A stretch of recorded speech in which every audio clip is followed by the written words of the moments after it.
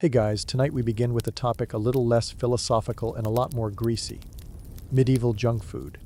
Yes, even in a world without fast food chains, vending machines, or hot dog carts, people still found ways to snack.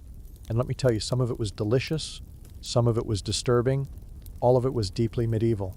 So before you get comfortable, take a moment to like the video and subscribe, but only if you genuinely enjoy what I do here. And let me know in the comments where you're tuning in from and what time it is for you.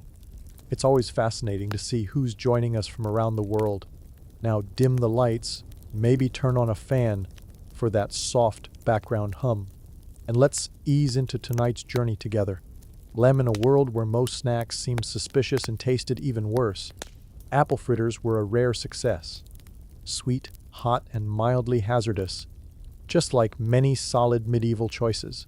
These little golden discs were about as close as the Middle Ages got to a donut, minus the icing and any concern for food safety standards.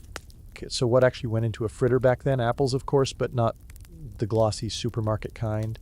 Picture small, tart, knobbly fruits growing behind the alehouse and possibly borrowed without permission from a neighbor's tree. They were chopped up and mixed into a rough batter of flour, eggs, and sometimes ale, since water was unreliable. And ale made everything feel a bit more cheerful. Then came the frying. Deep frying in the Sambikes was its own kind of spectacle. The oil, usually pig fat, was reused so long it could probably vote. It added flavor, which is being kind, but the result was something hot, crunchy, and strangely addictive. King. A fritter straight from the pan was a small moment of happiness. Crisp edges, soft middle, and a slight chance of third-degree burns. If you were lucky and wealthy, it might be sprinkled with imported sugar, a luxury that doubled as a social flex. For everyone else, a drizzle of honey or spiced syrup worked just fine. Either way, it was sweet enough to help you forget the rest of your meals, which mostly involved cabbage doing its best impression of other foods. Fritters were classic street food. You'd pick one up at a fair after church or on market days when you wanted a treat and didn't mind grease on your tunic. Children loved them, adults loved them. Birds attempted to steal them. They were quick, fun, and just indulgent enough to make you forget about the pickled turnips waiting at home. And yes, sometimes they were burnt, or the apples leaned more sour than sweet, or the batter was oddly chewy. But when they were good, they were very good. One bite in, and suddenly medieval life made a little more sense. If apple fritters were the medieval answer to donuts, then cheese curds were, well, basically medieval popcorn. Small, slightly squeaky, and wildly inconsistent. They weren't impressive. They didn't melt. They didn't stretch. In fact, they barely did anything at all. And that was exactly why they worked, let's be honest. Medieval cheese wasn't trying to look pretty. It was made quickly, eaten quickly, and expected to survive long trips, questionable storage, and the occasional goat stepping on it. Complot occurs. Cheese curds were basically baby cheese. The fresh early bits, collected before the wheel hardened into something sturdy enough to double as construction material. These little lumps of dairy happiness came as a side effect of the cheese-making process. Farmers split milk into curds and whey using rennet, which sounds refined until you remember it came from the stomach lining of a young animal. Still, it did the job. The curds were lightly pressed, lightly salted, and that was it. Cheese curds. Sometimes soft, sometimes rubbery. Sometimes they squeaked against your teeth like they had opinions, but they were filling, easy to carry, and oddly satisfying. And in a time when a snack usually meant stale bread or cold broth, curds felt like a victory. Monks adored them. Travelers carried them. Children ate them like sweets, assuming the cows had been cooperative that week. You could fry them, sprinkle them into stews, or eat them straight by the handful while pretending you didn't smell faintly like a barn interior. Unlike many medieval foods, cheese curds didn't need a festival or special occasion. They weren't saved for holidays or saints' days. They were simply there. Comforting, familiar, mildly chewy. Like that friend who always shows up, never dazzles, but somehow becomes essential when everything else goes wrong. Did they sometimes taste a bit off? Absolutely. Freshness was more of a suggestion in the Middle Ages. But with enough salt and enthusiasm, most people didn't object. And without refrigeration, expectations adjusted quickly. So no, cheese curds weren't glamorous, but they were simple, hearty, and indulgent enough to count as a treat. In emergencies, they also worked remarkably well for bribing cats and small children. Turnips are not dessert, let's get that out of the way. But in the medieval world, where sugar was costly, apples were seasonal, and culinary desperation was a way of life, someone eventually looked at a turnip and thought, what if this became pie? And that is how turnip pie entered the chat. To be fair, it wasn't always terrible. Occasionally it was even acceptable. Picture mashed turnips, ideally tender, mixed with a bit of egg, maybe some honey or dried fruit if the cook was feeling optimistic, then baked inside a sturdy crust made from flour, water, and sheer determination. The result was surprisingly edible. At its best, it was warm, slightly sweet, and had that oddly comforting root vegetable meets pudding energy. At its worst, it tasted like someone confused animal feed for a dessert ingredient and decided to commit anyway. Turnip pies existed for two very practical reasons. Turnips were cheap, and pie crust could conceal an impressive number of mistakes. Whether the turnips were overgrown, undercooked, or aggressively bitter, once they were sealed in pastry and drizzled with honey, the dish transformed into peasant food with ambition. Was it cheesecake? Absolutely not. But it made an effort. And in medieval Europe, effort mattered.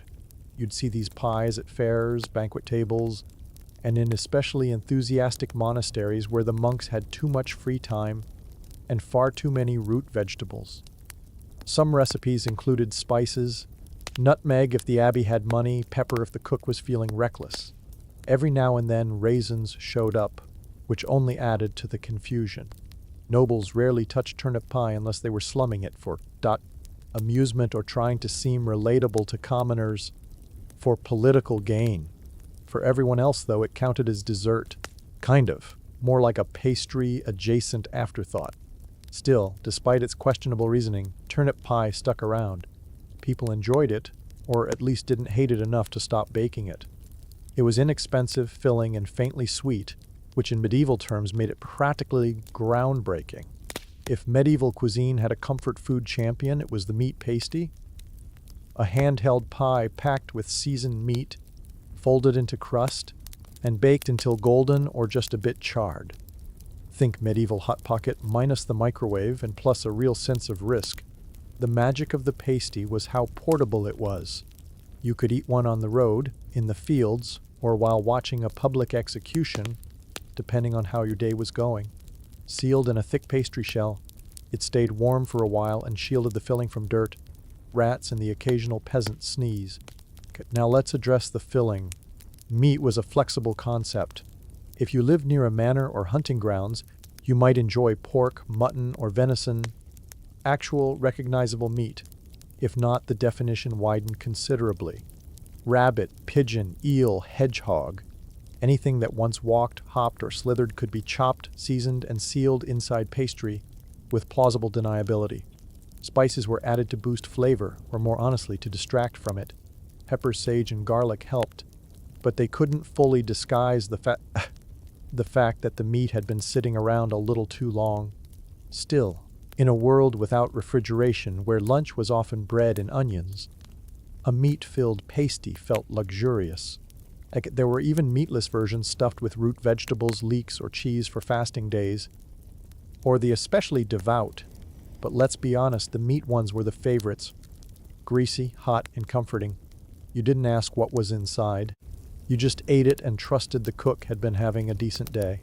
And yes, people sometimes marked the crust with initials or symbols to claim their pasty, especially miners and laborers. In some regions, one edge of the crust was made extra thick so it could be held with filthy hands, then discarded for the spirits, or more realistically, for rats. So were they good? Often. Were they mysterious? Always. But that was part of the appeal. You didn't eat a meat pasty to feel secure. You ate it because it tasted good. And you were willing to accept the outcome. Okay? In a world where dental care meant swishing wine around your mouth and hoping for mercy, candied fennel seeds were the medieval answer to breath mints. Tiny, sugary, and faintly herbal, they were part sweet treat, part digestive aid, and part dental nightmare.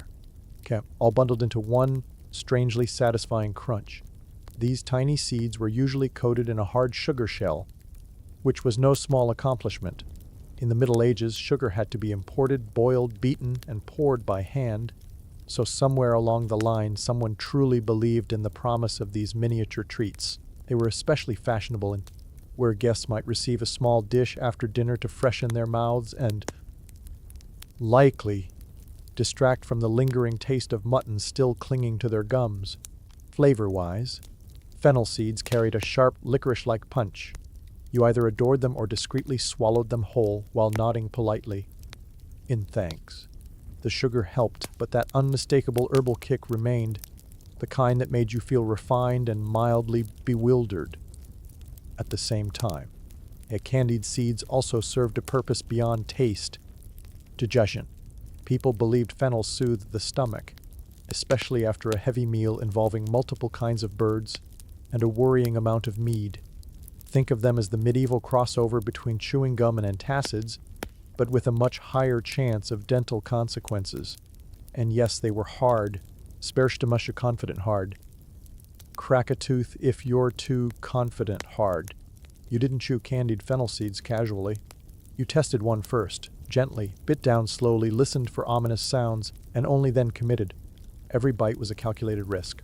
While the wealthy popped them like medieval Tic Tacs, common folk sometimes managed knockoff versions, usually made with honey, crushed herbs, and a strong sense of hope. Not quite the same, but close enough to pretend. In the grand lineup of medieval junk food, candied fennel seeds were small but powerful. They didn't fill you up, but they left a pleasant taste behind and offered the illusion of refinement, restats wool, even if you were covered in mud with goose grease still smeared on your tunic. If medieval desserts had a favorite child, it was the honey cake.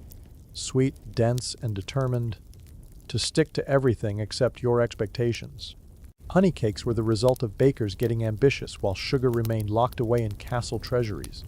Honey was the people's sweetener, assuming those people had bees, access to bees, or the bravery to climb trees and get stung directly in the face. These cakes were usually made from flour, water, and generous scoops of honey, or at least what counted as generous in an era when spoons were mainly used to fend off siblings.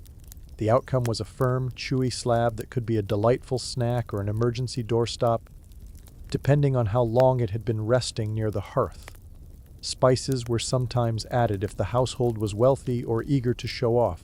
Nutmeg, cloves, or cinnamon could give the honey cake a bit of flair, by which we mean the power to make an entire village talk about your recipe for a week. Dried fruits were also added when available, assuming they hadn't been stolen by local children or fermented into wine first. Honey cakes were common at feasts, festivals, and weddings, mostly because they could be prepared in advance, didn't spoil quickly, and could survive being dropped, stepped on, or hurled during a mild food fight. They also doubled as gifts, bribes, and occasionally passive-aggressive gestures. Here, I made this for you. It's sweet, unlike your personality. Structurally, they weren't what you'd call delicate. Many of them looked like compact bricks. Cutting into one demanded a solid knife, and the quiet wish that no one noticed you struggling. Eating them was simpler. Just don't expect anything light or airy. These cakes were designed for medieval living. Dense, Hasidian, and coated in enough sticky honey to make your hands feel like they'd lost a fight with a beehive. Still, they were satisfying. They tasted like warmth and indulgence, like a rare moment when you weren't gnawing on salted barley or chasing rodents out of your pantry. They were happiness wrapped in sugar, with enough chew to count as mild exercise. Fried fish skin cracklings might be the most surprisingly delightful snack to come from a culture that also decided eel pie was acceptable. These crunchy, salty strips weren't elegant, but they were efficient. Waste nothing, lack nothing, especially when dealing with a fish that already smells like it's silently judging you. Let's be honest, no one set out to invent this. More likely, a practical cook stared at a heap of leftover fish skins and thought, what if we fry it? One splash of hot fat later, history happened. or at least something edible emerged. Fish skin was abundant, particularly in coastal towns or near rivers where herring, cod, or whatever had just been hauled in, was processed right there. The flesh went into stews, the heads went to the cat, and the skins were tossed into a pan of sizzling oil and cooked into submission. The result was unexpectedly addictive. Thin, crisp snacks that shattered like dry leaves but tasted like concentrated sea. A sprinkle of salt made them better, a touch of garlic or herbs. Now you were edging toward culinary greatness. These cracklings weren't just tasty. They were useful, lightweight, mostly non-perishable-ish, and packed with fat. Exactly what a medieval body wanted after hauling firewood all day. Or defending sheep from someone else's sheep. Soldiers carried them, sailors lived on them. Peasants sold them outside taverns for a few coins, and the joy of feeding drunk people something louder than their voices. Did they sometimes still have scales? Yes. Did they occasionally curl into unsettling shapes that made you rethink your decisions? Also yes. But by medieval standards, they were refined, crispy, flavorful, and unlikely to give you dysentery. The only real downside was the smell. These things could announce themselves from 3 huts away. Fry a batch indoors and your house would smell like Poseidon's laundry for a full week. Still, you were forgiven because they tasted good. When life handed you stale bread and lukewarm beer, you didn't complain. You made the most medieval snack possible. Bread soaked in ale. Known as soups or French toast, this modest dish was the original comfort food. Imagine French toast, but without egg, sugar, cinnamon, or joy. Here's how it worked. You took yesterday's bread, the kind sturdy enough to qualify as masonry, and dunked it into a bowl of ale. Not fancy craft ale with citrus notes and a clever finish.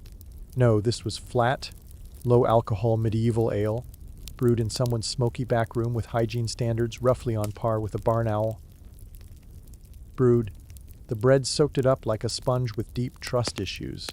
It softened, puffed up, and changed from a tooth-breaking weapon into something loosely edible. Was it good if the lighting was forgiving, your mood was decent, and your expectations were very low? Yes, sort of. It was warm, bready, and carried the mild bitterness of fermented grain, which is to say it didn't actively insult your palate. This snack was especially popular among working people, those without time for multiple courses or utensils, but who still needed calories that wouldn't fight back.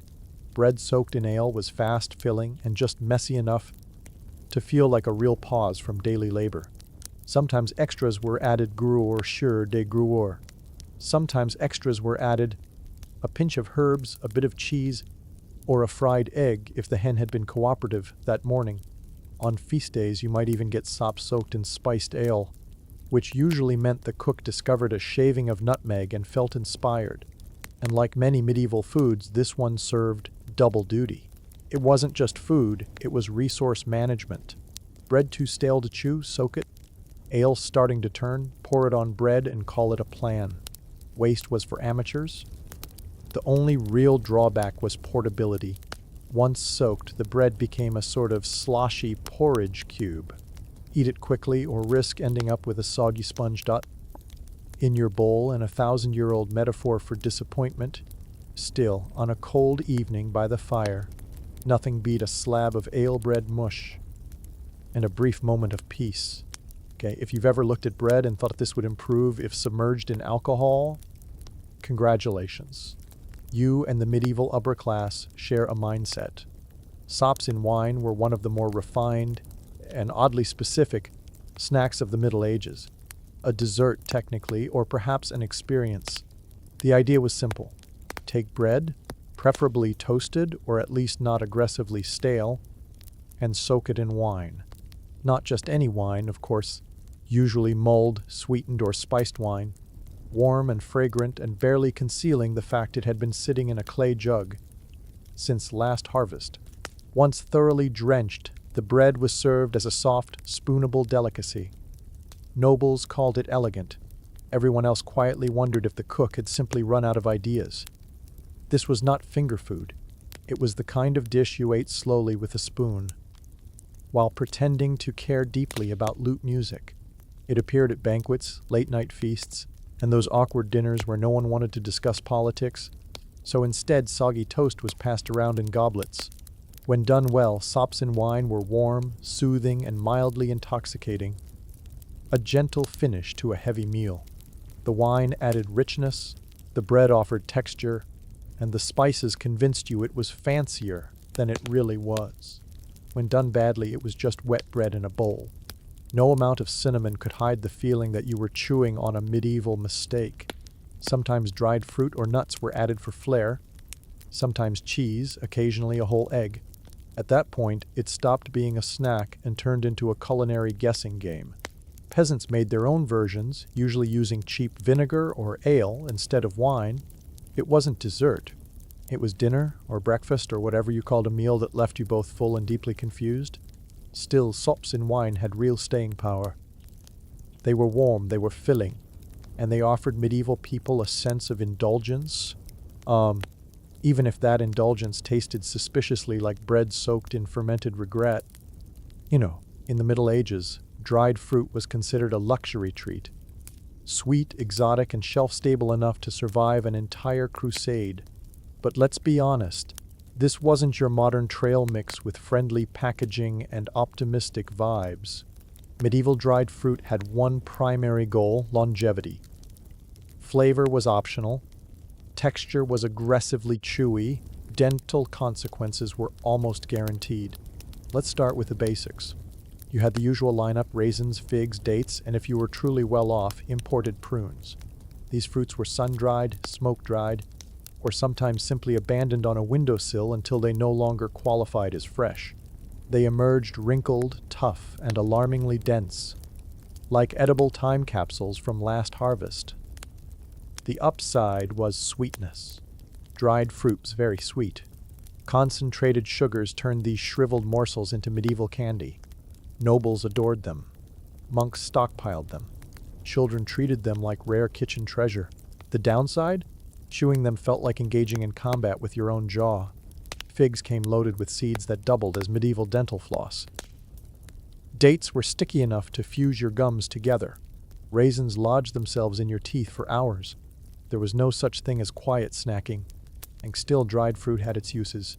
It showed up in pies, got stirred into porridge, or was chopped and tossed into honey cakes to give the illusion of variety. Wealthy households might wrap it in pastry, drizzle it with rosewater, or soak it in wine as if entertaining a guest from Florence. For common folk, dried fruit was a rare event, saved for holidays, weddings, or the one day a year. Someone remembered you existed. When that moment came, you ate it slowly and reverently, possibly hiding in a barn so you didn't have to share. Storage was easy. Dried fruit didn't spoil quickly and was kept in cloth sacks or clay jars. It hardened over time, yes, but that just turned it into a longer-lasting snack, or a potential projectile if you were inventive and had younger siblings. In short, dried fruit was sweet, luxurious, and faintly dangerous. It stayed with you, sometimes quite literally, and you wake up hungry, you want something filling, something fried, something that might fight back a little. Enter the blood pudding ball. A medieval snack so dense, so bold, so unapologetically iron-rich that it makes modern sausage rolls look like timid breadsticks.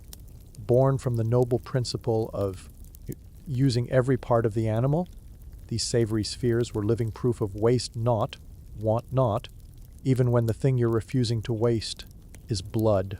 Okay, let's break it down. First, you gather fresh animal blood, usually pig, though honestly, in a pinch, any blood would do.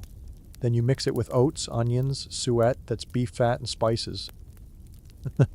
Once this grim porridge reaches the proper level of unsettling stickiness, you shape it into balls and fry them in hot fat until the outside crisps up like it has something to prove. The result is dark, crunchy spheres of protein-packed fuel with a deep, earthy flavor, which is polite code for tasting iron and mystery for the rest of the day. They were best eaten hot, straight from the pan, though sometimes people ate them cold if hunger outweighed fear of congealed fat. Nobles might dress them up with pepper or serve them alongside eggs and ale. Peasants were just relieved they weren't chewing boiled cabbage again. Blood pudding balls weren't refined, but they were useful. easy to carry, loaded with calories, and alarmingly filling.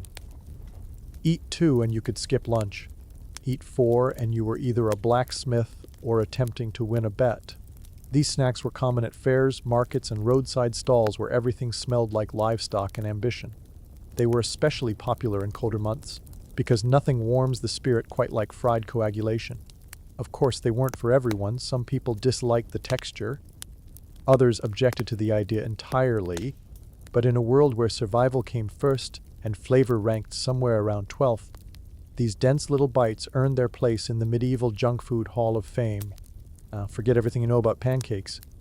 These weren't fluffy stacks topped with maple syrup and whipped cream. Medieval pancakes were thinner, tougher, and cooked in enough lard to make your arteries consider early retirement. Still, they did the job. And in a world where the alternative breakfast was watery soup with emotional issues, they felt like a treat, made from a basic mix of flour, eggs, and water or ale. These pancakes were poured onto a scorching iron griddle slicked with bubbling pig fat. No non-stick pans, no measuring. You poured and hoped.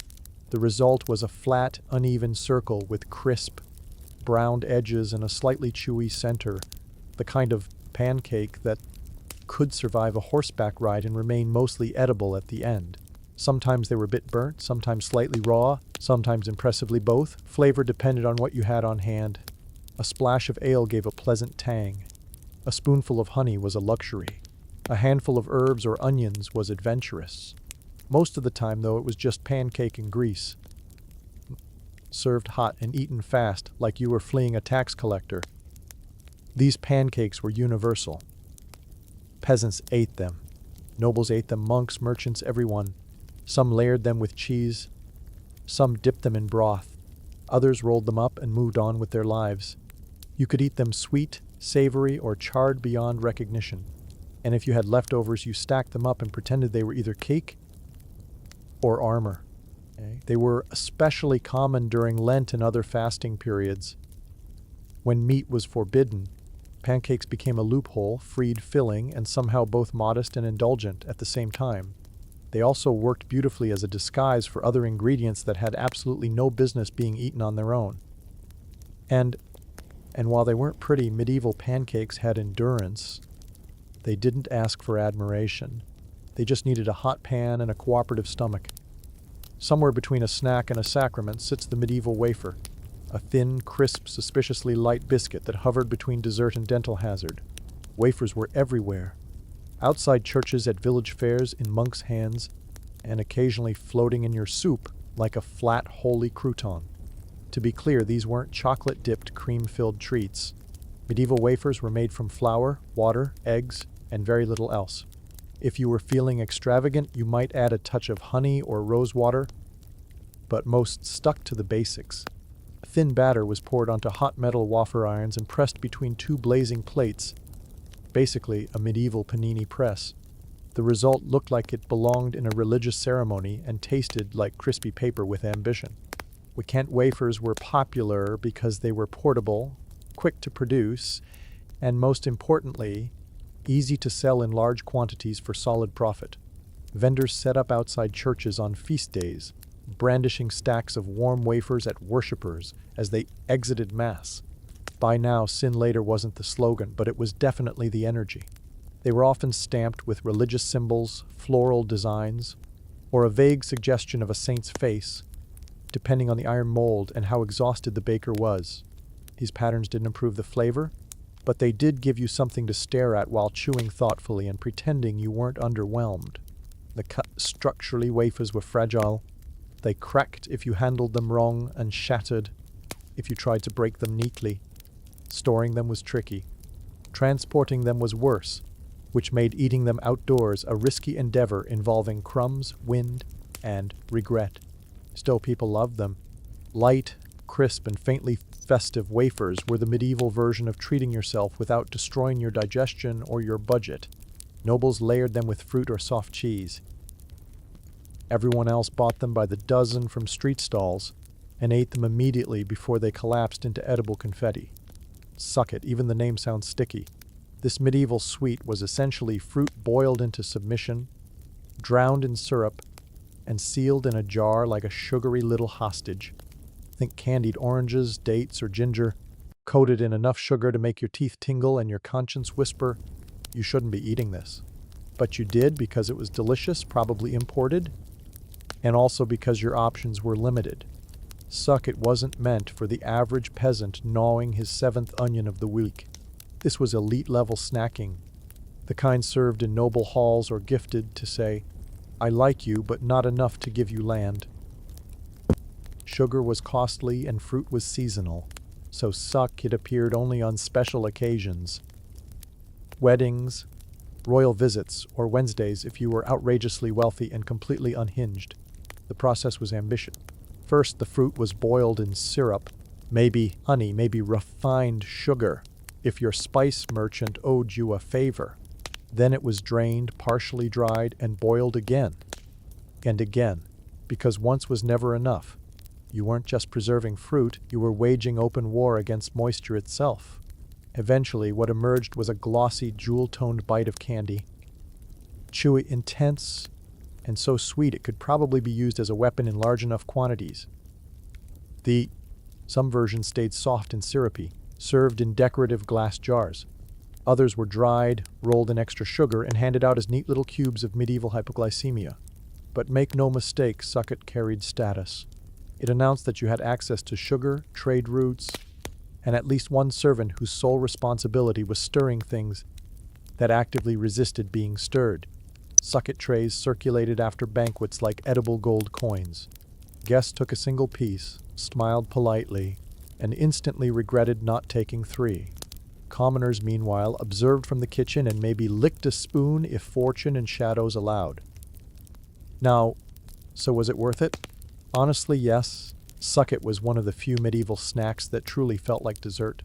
It was rich, refined, and extravagant enough to distract you from the fact that dinner had involved something boiled. Fried eel, the grand finale of medieval junk food. A dish so oddly beloved it traveled from peasant hearths to royal banquets without ever stopping to ask, "Am I really the best option here?" Yes, it was. Eels were everywhere in medieval Europe.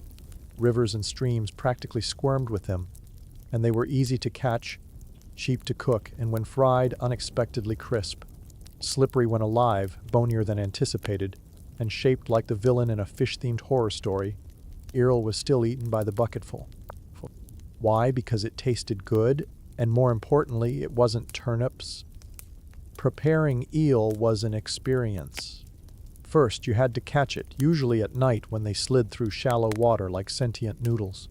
Then came the unpleasant task of skinning them, which felt less like cooking and more like wrestling a wet rope that deeply objected to dying.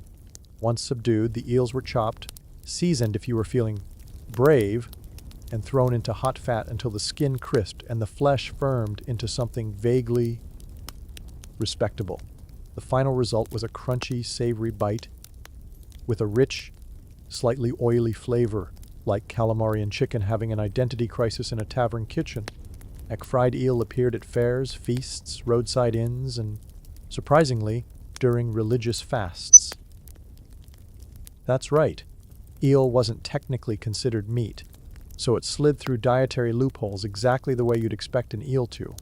Monks ate it, nobles showed it off. Kings had it baked into pies and marched across banquet tables like the sea serpent had always aspired to be. Sure, it was full of bones.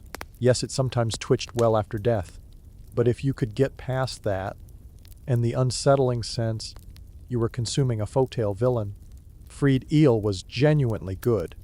Crispy on the outside, tender within, and just greasy enough to make a Wednesday afternoon feel a little reckless.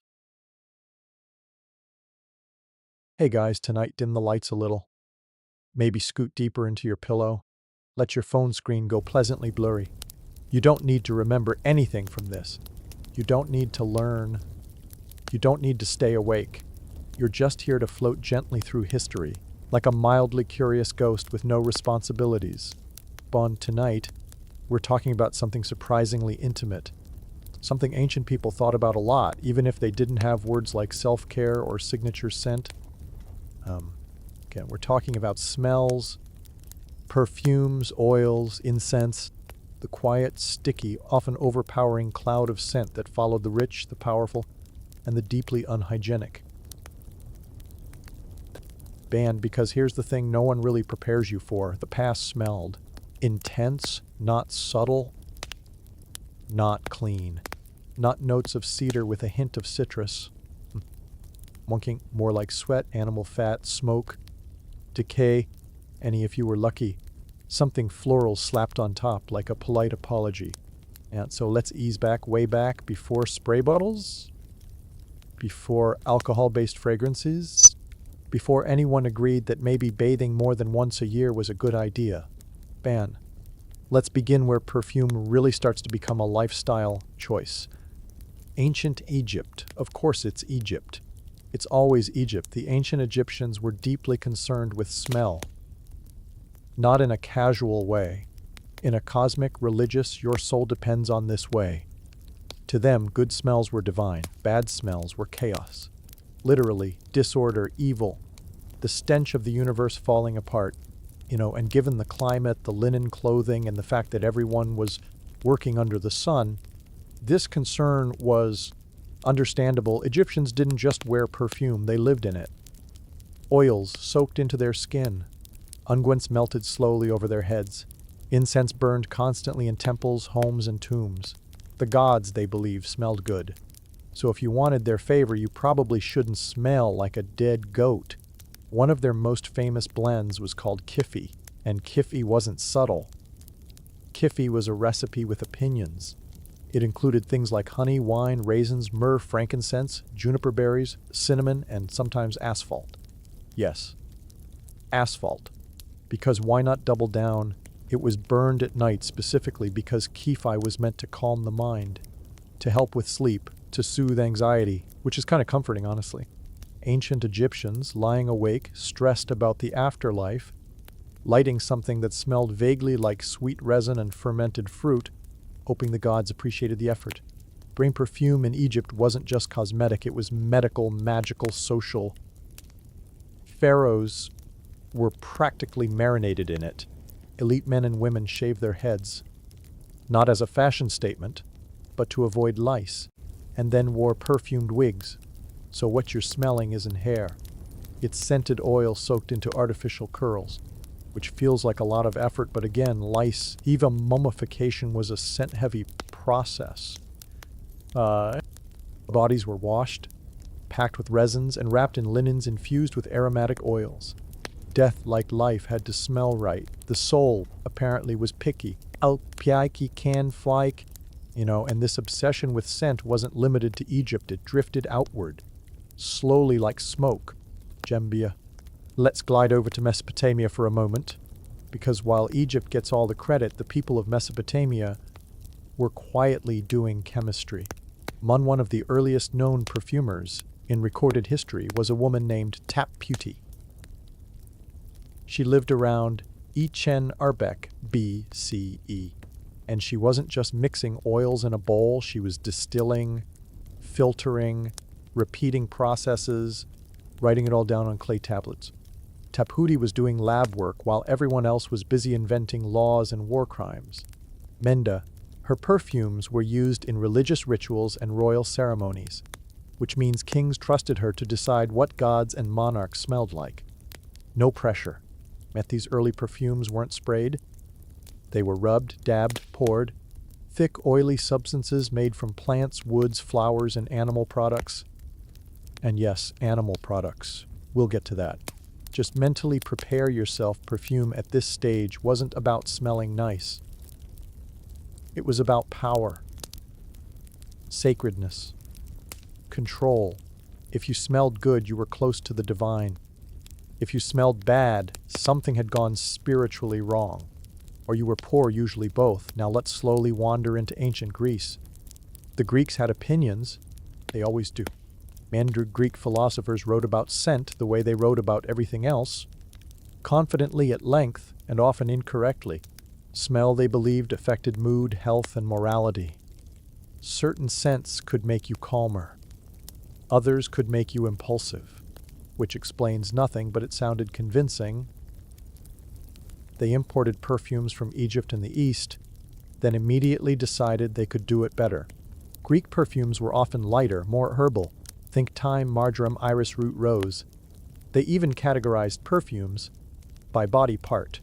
One scent for the head, another for the arms, another for the legs, because consistency was overrated. Bangered athletes used scented oils before exercising. Philosophers complained about it, which feels very on brand. Imagine trying to discuss the nature of existence while someone nearby smells aggressively like rosemary and olive oil. The Greeks also connected perfume to class. Too much scent meant you were decadent. Soft. Probably morally weak. Unless you were rich, then it was fine, obviously, and from Greece, perfume slid neatly into Rome, and Rome went hard. Romans loved smell. They bathed constantly, not because they were clean exactly, but because bathhouses were social hubs, and after bathing they oiled themselves, generously, with scented oils imported from across the empire, roses from Syria, frankincense from Arabia, cinnamon from India. Rome smelled like global trade and bad decisions. Emperor Nero, who never met an excess he didn't like, reportedly spent absurd amounts on rose petals and rose perfume. He once flooded a banquet hall with rose-scented mist. Guests were showered with petals from the ceiling. Some allegedly suffocated, which is very on brand for Nero. Luxury until it kills someone. Romans perfumed everything. Their bodies, their clothes, their beds, their pets, their walls. There are accounts of perfumed fountains, because if water wasn't scented, what was even the point? And then there were the more questionable ingredients. Because here's where ancient perfume gets weird: ambergris, a waxy substance that forms in the intestines of sperm whales and eventually washes up on shore. It smells awful at first, fecal, marine, but once aged it becomes sweet, musky, and incredibly valuable. Ancient people didn't know where it came from. They just knew it was rare and expensive. So naturally they put it in perfume. Then there's musk, derived from the gland of the musk deer. Very strong, very animal. Still used today, though synthetic versions are preferred for obvious reasons involving deer survival. And civet, which comes from civet cats, specifically from glands near their rear end. I'll let you sit with that. Ancient perfumes often smell deeply animalic, warm, heavy, intimate, not fresh laundry, more like proximity. And these scents were meant to linger, to cling, to announce your presence long after you'd left the room, which, in a world without deodorant, was a bold strategy. Now, as the Roman Empire slowly unraveled, very dramatically as empires do, perfume didn't disappear. It retreated, quietly, into monasteries, into the Islamic world, into trade routes that kept scent alive when Europe decided bathing was suspicious. In the Islamic Golden Age, perfume science flourished. Distillation techniques improved. Alcohol-based perfumes began to emerge. Scholars like Al-Kindi and Avicenna wrote detailed texts on scent extraction. Rose water became a thing, a beautiful, gentle thing, which was a nice break from whale intestine. Perfume was tied to cleanliness, spirituality, and hospitality. To smell good was to be respectful to yourself, to others, to God, which feels reasonable. Meanwhile, medieval Europe was doing its own thing, and that thing was mostly ignoring baths. Perfume in medieval Europe was often about masking, covering, distracting. People carried pomanders, small metal balls filled with fragrant substances, worn around the neck or attached to belts. These were meant to ward off disease, because bad smells were thought to cause illness.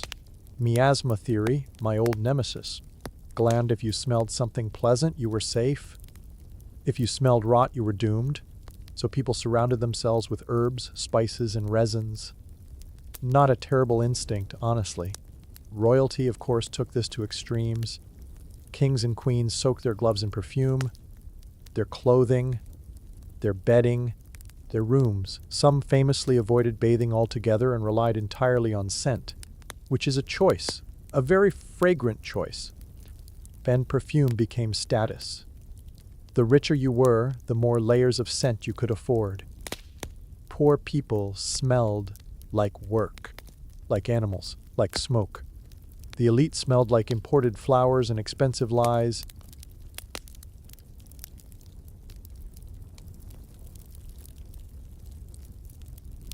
And this obsession would only grow into the Renaissance, into the early modern period, into an entire industry built on the idea that if you just smell right, everything else might fall into place.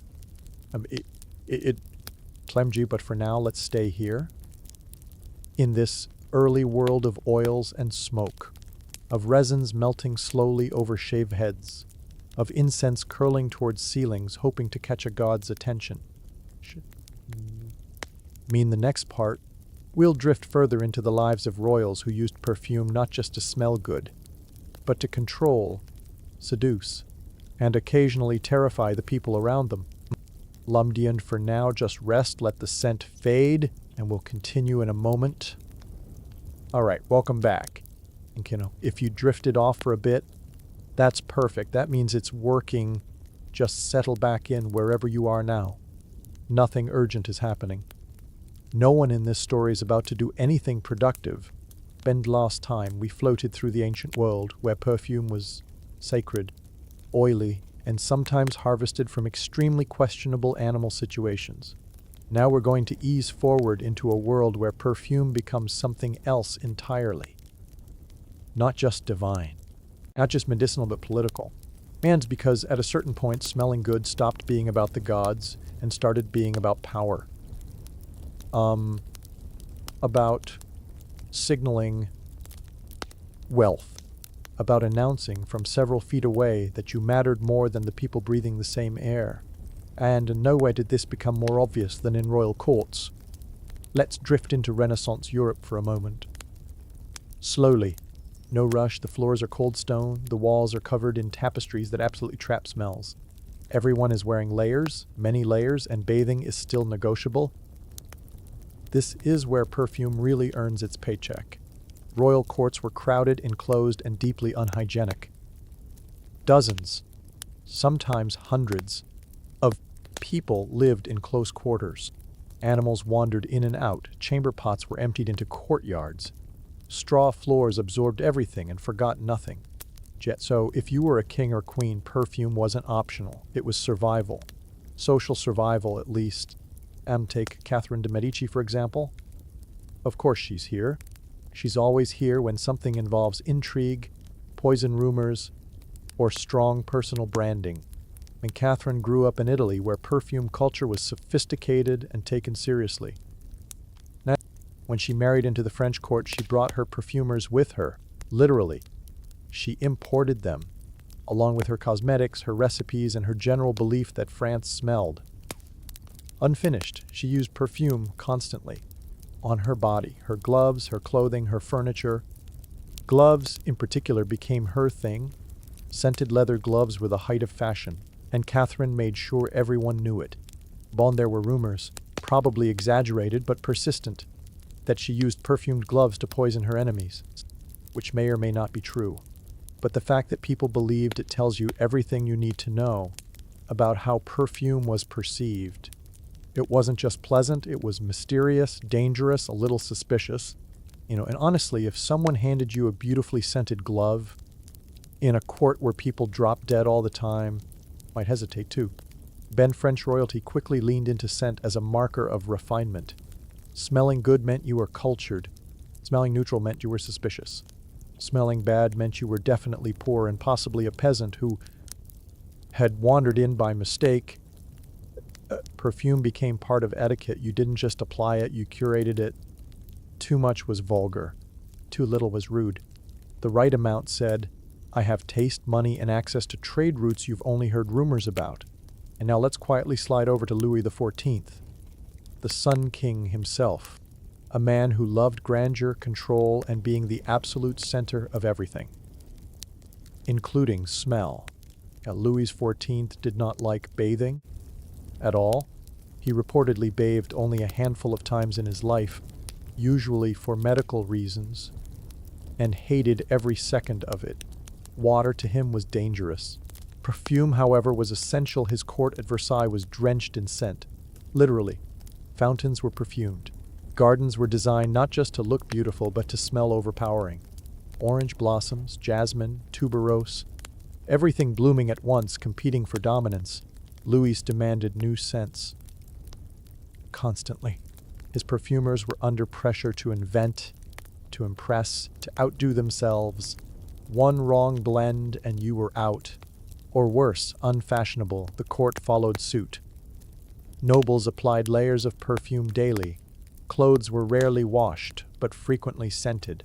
Wigs were powdered and perfumed. The air itself became thick, heavy, claustrophobic. And here's the irony. All this perfume wasn't masking cleanliness, it was masking illness. Versailles smelled sweet, yes, but also like sickness. Poor sanitation led to outbreaks of disease. People fainted, people vomited, people blamed bad smells, which only led to more perfume, naturally. And while men were drowning in scent, women were expected to be even more fragrant. Soft, floral, delicate, but not too obvious. Because obvious desire was unladylike, it was a careful balancing act. Smell too little and you were dull. Smell too much and you were trying too hard. The patriarchy, but make it olfactory. Let's drift to another court, another climate, another interpretation of scent. And the Ottoman Empire took perfume seriously, very seriously. Cleanliness was tied to faith, bathing was encouraged, public baths were common, perfume was applied after washing, not instead of it. A radical concept. Ottoman elites favored rosewater, amber, sandalwood, and oud. Rich, warm, resonant scents. Not sharp, not aggressive. Perfume was meant to soothe, not dominate. Sultans were perfumed. Their clothing was perfumed. Their letters were perfumed. Imagine opening a royal decree and being hit with a soft cloud of rose and resin. Power but gentle. Perfume was also hospitality. Guests were offered scented water to wash their hands. Incense burned to welcome them. Smell was part of courtesy, respect, a sensory handshake. Let's float back to Europe because things are about to get powdered. By the Sitch teeth and Sherpat's centuries, perfume was fully entangled with fashion, with wigs, with makeup, with layers upon layers of artifice. People were less interested in smelling like flowers and more interested in smelling like wealth. And this is where scents get heavy, thick, sweet, musky, almost edible. Vanilla, amber, civet, musk. Things that lingered long after the wearer had left the room. And if you think that sounds overwhelming, you're correct. Take Marie Antoinette. Yes, she's unavoidable. Marie loved perfume. She had a personal perfumer. She changed scents based on mood, time of day, and occasion. Light florals in the morning, richer blends in the evening. Her apartments at Versailles were scented constantly. She favored rose, violet, and iris, soft scents, youthful scents, which makes sense. She was very young and deeply isolated, and trying very hard to feel in control of something. Perfume was comfort, familiarity, a little piece of privacy in a life where nothing else was private. Even her childbirths were public events. At least her scent could be hers. But perfume was also a symbol. When the revolution came, excess scent became a target. Aristocrats were mocked for their artificiality, their powdered wigs, their perfumed bodies smelling like luxury became dangerous. Suddenly, simplicity was fashionable. Clean smells, natural smells, or at least the idea of them. Perfume didn't disappear, but it adapted, like it always does. Okay, now let's gently widen our focus. Perfume wasn't just for royalty. Merchants used it. Doctors prescribed it. Religious figures debated it. Some believed scent could elevate the soul. Others believed it encouraged sin, which, to be fair, it probably did sometimes. Monks copied perfume recipes in manuscripts. Apothecaries sold scented remedies. Travelers described foreign lands by their smells. Spices, smoke, flowers, rot. Smell was memory. Identity. Emotion. Long before photography, scent was how places stayed with you. And through all of this, one thing remains consistent. Like a perfume was never just about smelling good, it was about fear. Fear of disease, fear of decay, fear of being forgotten, fear of being ordinary. Like in the next part, we'll drift into the darker corners of scent history, the plagues, the panic, the desperate belief that if you could just control the air, you could survive. Hamenge for now, let your breathing slow, let the room feel still. And we'll continue drifting together. All right, if you're still with me, you're doing great. If you drifted off and came back somewhere in the middle, that's also perfect. History doesn't mind being half remembered. In fact, it prefers it. Sheen, now we're going to move into a slightly darker space, not loud, not dramatic. Just anxious, quietly desperate. The kind of anxiety that hums under the surface of everyday life when people don't understand what's killing them, but are very confident it has something to do with the air. Belien. Because eventually history arrives at one of its favorite recurring disasters, disease, and with disease comes panic. And with panic comes perfume. Lemja, by the time Europe hit the medieval period in full, the idea that bad smells caused illness was firmly entrenched. This was known as miasma theory, and it was taken very seriously. Rotting matter released poisonous vapors. Swamps exhaled death. Human waste was basically a weapon. And to be fair, none of this was entirely wrong. Poor sanitation did cause disease. They just missed the part about bacteria and went straight for blaming vibes. Blaming vibes means. So when the Black Death arrived in the 6th century, people did what humans always do when faced with something terrifying and invisible. And they tried to fix the smell. Cities reeked, bodies piled up, streets filled with waste. The air felt thick, heavy, suspicious. So naturally, the solution was to overwhelm it with something better. Enter the plague doctor. Yes, that guy. And the beak mask wasn't just for drama, it was practical, or at least it was meant to be. The beak was stuffed with aromatic herbs, rosemary, cloves, lavender, mint, camphor. Anything strong enough to overpower death. Bland, the logic was simple. If you couldn't smell the plague, it couldn't get you. Which is comforting in a deeply incorrect way. People burned incense constantly. Homes were filled with smoke. Churches reeked of resin and prayer. Streets were strewn with herbs. Perfume wasn't luxury anymore. It was protection. Banned, at least it felt like protection. The wealthy carried pomanders everywhere. These were small, ornate containers filled with fragrant substances. Gold, silver, sometimes jewel-studded. They opened them periodically and inhaled deeply, like a medieval version of aromatherapy. Mandia. If you were rich, your pomander might contain ambergris or musk. If you were poor, maybe garlic or vinegar-soaked herbs. Same idea. Different budgets. Bendio vinegar, by the way, was very popular. It smelled sharp and unpleasant, but people trusted it. They soaked cloths in it, washed their hands in it, dabbed it behind their ears. Anything to feel proactive. Ding perfumey recipes multiplied, manuals circulated, everyone had an opinion. Rose was calming, clove was cleansing, frankincense was holy, sage was wise. No one knew what worked, but everyone agreed that something was better than nothing. And so scent became survival theater, a ritual, a comfort. Even kings weren't immune to this fear. Charles II of England reportedly carried scented cloths during outbreaks. Queen Elizabeth I was obsessed with sweet smells. She loved roses, violet musk. Her clothes were drenched in perfume. She believed bad smells caused illness, and that pleasant scents could ward it off. And which is ironic because Elizabeth also avoided bathing. Water was believed to open the pores, letting disease in. Perfume, however, sealed you spiritually or something like that. So people layered scent on top of unwashed bodies. Day after day, week after week, the result was intense. By the early modern period, European cities smelled like a combination of sewage, Smoke, sweat, animal waste, and aggressive floral denial. It was a lot, and people were living in it constantly. Now, here's where things get interesting. As medicine slowly improved and people began questioning old assumptions, perfume had an identity crisis. Was it protection? Was it vanity? Was it moral decay in a bottle? Some religious figures thought perfume encouraged sin, especially in women.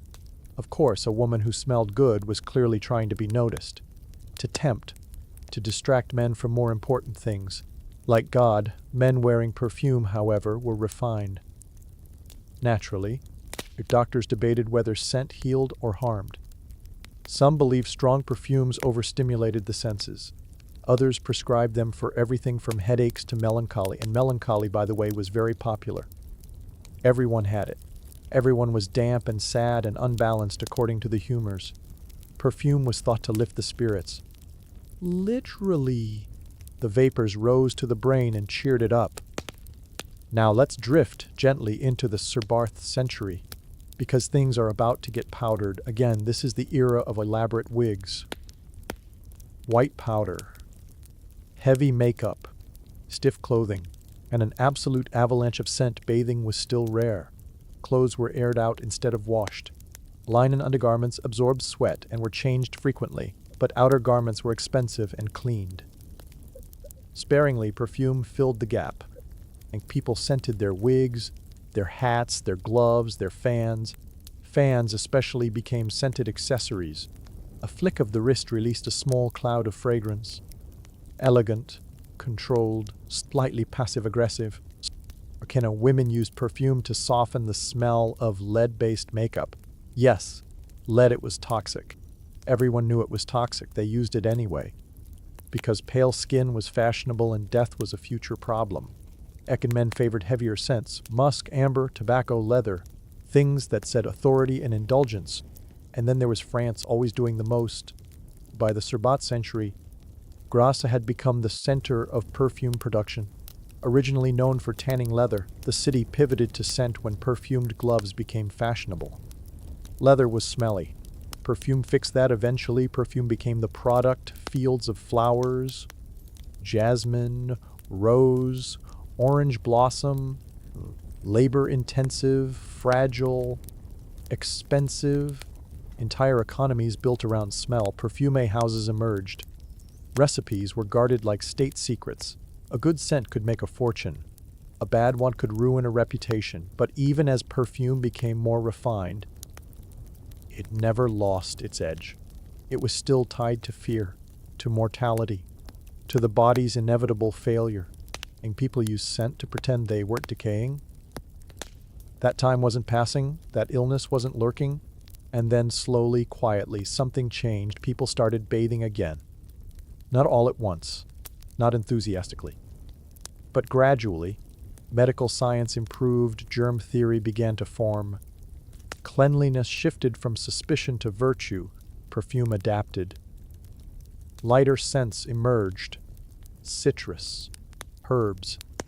Freshness became fashionable, not because people were suddenly clean, but because they wanted to seem clean.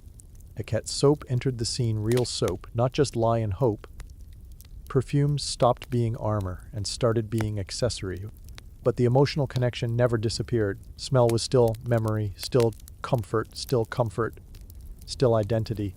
A familiar scent could remind you of home, of a person, of safety, or loss. And even today, scent bypasses logic and goes straight to the brain, to emotion, to nostalgia, which is kind of beautiful. Beautiful. And in the next part, we'll drift into the personal, the strange habits, the obsessions, the rulers who bathed in perfume, the ones who refused it, and the ones whose reputations were built on smell alone. For now, let your shoulders relax, let the world fade to background noise, and we'll continue, slowly, from here. All right, settle back in again. Nothing sudden is about to happen. Just a slow continuation of humans being strange about smell, which, honestly, is one of our most consistent traits. This Benjian, by this point in history, perfume has stopped pretending it's only about health or holiness. It's personal now, emotional, psychological. People aren't just trying to survive the air anymore. They're trying to control how they're perceived inside it. And, and nowhere does this get more oddly intimate than among rulers who had very little privacy and far too much time to fixate on details like scent. Let's start with Napoleon Bonaparte, because of course we are. Napoleon loved perfume, specifically eau de cologne. He didn't just like it, he committed to it. Historical accounts suggest he used astonishing quantities. Bottles upon bottles. He splashed it on his body, his clothes, his boots, his bath water. He drank it sometimes, which is not recommended. Man, Napoleon believed cologne was invigorating, masculine, clarifying. He liked citrus, clean, sharp. He found floral scents too soft, too emotional. Which tracks. His wife, Josephine, had very different preferences. She favored musk, heavy, sensual, lingering. Napoleon reportedly hated it. He would write to her before returning from campaigns, asking her not to wear perfume so he could smell her natural scent. Which is romantic in theory, slightly alarming in practice. Josephine ignored him, obviously. And here's the thing. Perfume was one of the few forms of control she had. Her marriage was unstable. Her position was insecure. Her body was constantly scrutinized, but her scent, that was hers. She chose it. She owned it. Napoleon eventually divorced her. But his obsession with cologne never faded. Even in exile, he used it. He died smelling faintly of citrus and stubbornness. Now let's float over to Queen Victoria, who marks a turning point. Victoria did not like heavy perfume. She preferred subtlety, cleanliness, restraint. This wasn't just personal taste. It was ideological. Victorian values leaned toward moral seriousness. Excess scent was suspicious. It suggested indulgence, sensuality, weakness. Under Victoria's influence, perfume became quieter, lighter. Rose water, lavender, simple floral waters. Scents associated with cleanliness rather than seduction. Soap took center stage. Real bathing became more common. Clean skin was fashionable, or at least aspirational. Perfume shifted from masking decay to enhancing respectability, which is less dramatic, but more sustainable. That said, not everyone got the memo. Let's pause with King Louis II of Bavaria, because he was a lot. Banded Louis, too famous for building fantasy castles and avoiding human interaction, was deeply sensitive to smell. He hated bad odors. He avoided people partly all because they smelled unpredictable. He preferred solitude, clean air, and carefully controlled environments. His rooms were ventilated obsessively. Flowers were arranged constantly. Perfume was used sparingly, but intentionally. He wanted his spaces to feel unreal. Removed from the body, removed from decay, smell, for Louis, was about escape, creating a world where reality couldn't intrude, which is tragic, quietly. He was trying to outrun mortality with architecture and air. He didn't succeed. Amenti, now let's drift to a figure whose relationship with scent was confrontational. Peter. The Great of Russia hated traditional perfume. He associated it with old customs, stagnation, and weakness. He wanted modernization, westernization, efficiency. Peter preferred the smell of tobacco, leather, and gunpowder. He bathed, yes, but his idea of refinement was practical. Not ornamental floral scents annoyed him. He once reportedly cut off a nobleman's beard personally because it offended his sense of progress. Perfume to Peter was backward. He wanted Russia to smell like industry, like work, like motion. Which tells you a lot about how smell becomes political, a signal of values, of identity, of allegiance. Planned. Now let's talk about royal children, because this is where things get especially strange.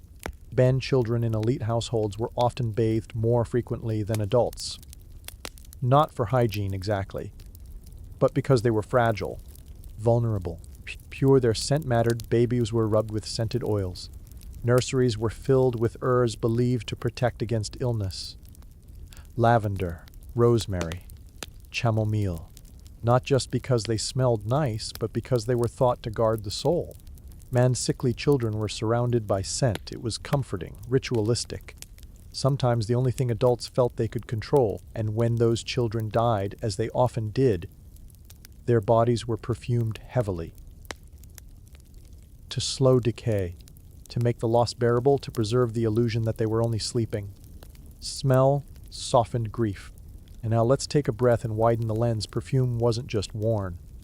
It was collected, catalogued, obsessively discussed. By the Sir Barth and Sir Jilt centuries, people kept scent journals, notebooks describing fragrances, their effects, their emotional impact. Writers compared perfumes to music, to color, to memory. Smell was no longer invisible. It was art. And with art comes insecurity. People worried constantly about smelling wrong. Too strong, too weak, too old, too sexual. Too poor. Perfume advertisements emerged. They promised transformation, confidence, acceptance, love. If you just smelled right, your life might fall into place, which is a very human belief. Even today, we chase that idea that the right scent can make us feel more ourselves, or more like someone else entirely. And underneath all of this history, the resins, the flowers, the animal glands, the royal obsessions, there's a quiet truth. Perfume has always been about anxiety, fear of decay, fear of rejection, fear of being alone in a body that will eventually fail. Smell is intimate. You can't see it. You can't fully control it. It gives you away. And so humans have spent thousands of years trying to manage it, to edit it, to turn it into something acceptable, desirable, powerful, and sometimes comforting. In the next part, we'll drift toward the modern world, where science steps in, chemistry takes over, and perfume becomes something you can bottle consistently without relying on whales or deer glands or monks copying recipes by candlelight. For now, let the room feel quiet, let the air feel neutral, and we'll continue gently from here. Hey guys, tonight get comfortable, lower the lights, let your shoulders drop a little. If you're lying in bed, congratulations. You've already won. If you're sitting somewhere pretending you won't fall asleep, don't worry. History will handle that part for you. Tonight we're drifting into the American West. Not the exciting cinematic West with heroic music and perfectly timed sunsets. This is the quieter version, dusty, slow, badly organized, full of men making bold promises with absolutely no plan for long-term success. Men, tonight we're talking about the Pony Express, a service that lasted less than 2 years, cost a small fortune, nearly killed a lot of teenagers, and somehow became a legend anyway, which is very American. Angel, now before we begin, let's gently reset expectations. The Pony Express was not a sprawling empire. It was not a stable institution. It was not even particularly efficient. It was essentially a very expensive panic response to geography, because in Chen Bobite Liquors, the United States had a problem. A big one. A wide one. California existed, but it existed over there. The gold rush had dragged thousands of people west. California was a state now. Important things were happening there. Money, politics, arguments, and yet communication between the East Coast and the West Coast was slow, painfully slow. And if you sent a letter from New York to San Francisco in the Ichenbapai Wursers, it might take weeks or months. It might go by ship around South America, or across disease-ridden jungle in Panama, or overland through deserts, mountains, and areas where people very much did not want you there. By the time your message arrived, whatever it was about was probably no longer relevant. The recipient may have moved, or died, or started a new life under a different name. This was unacceptable to businessmen, and politicians, and newspapers, and anyone who wanted to feel like the country was actually one country. Bianger enter 3 men who looked at this problem and said, "What if we fix this with horses?" These men were William Russell, Alexander Majors, and William Waddell, which already sounds like a law firm that would later go bankrupt. And, a spoiler, it basically did. They ran a freighting business, Russell, Majors, and Waddell. They moved supplies west. They were used to risk, used to debt, used to making extremely optimistic promises and then scrambling to fulfill them. When the idea of a fast mail service came up, they didn't hesitate. Of course they didn't. Hesitation is for people with foresight. The plan was simple, elegant, slightly unhinged. Pandas, they would create a chain of relay stations stretching nearly 2,000 miles from St. Joseph, Missouri, to Sacramento, California. Riders would travel at top speed, switching horses every 10 to 15 miles, riding day and night regardless of weather, terrain, or common sense. Mail would cross the continent in about 10 days. 10 days. This was revolutionary. It was also wildly expensive. Horses are not cheap. Neither are riders, stations, feed, equipment, or the small matter of hostile territory. Damian but Russell and his partners believed speed would make it worth it.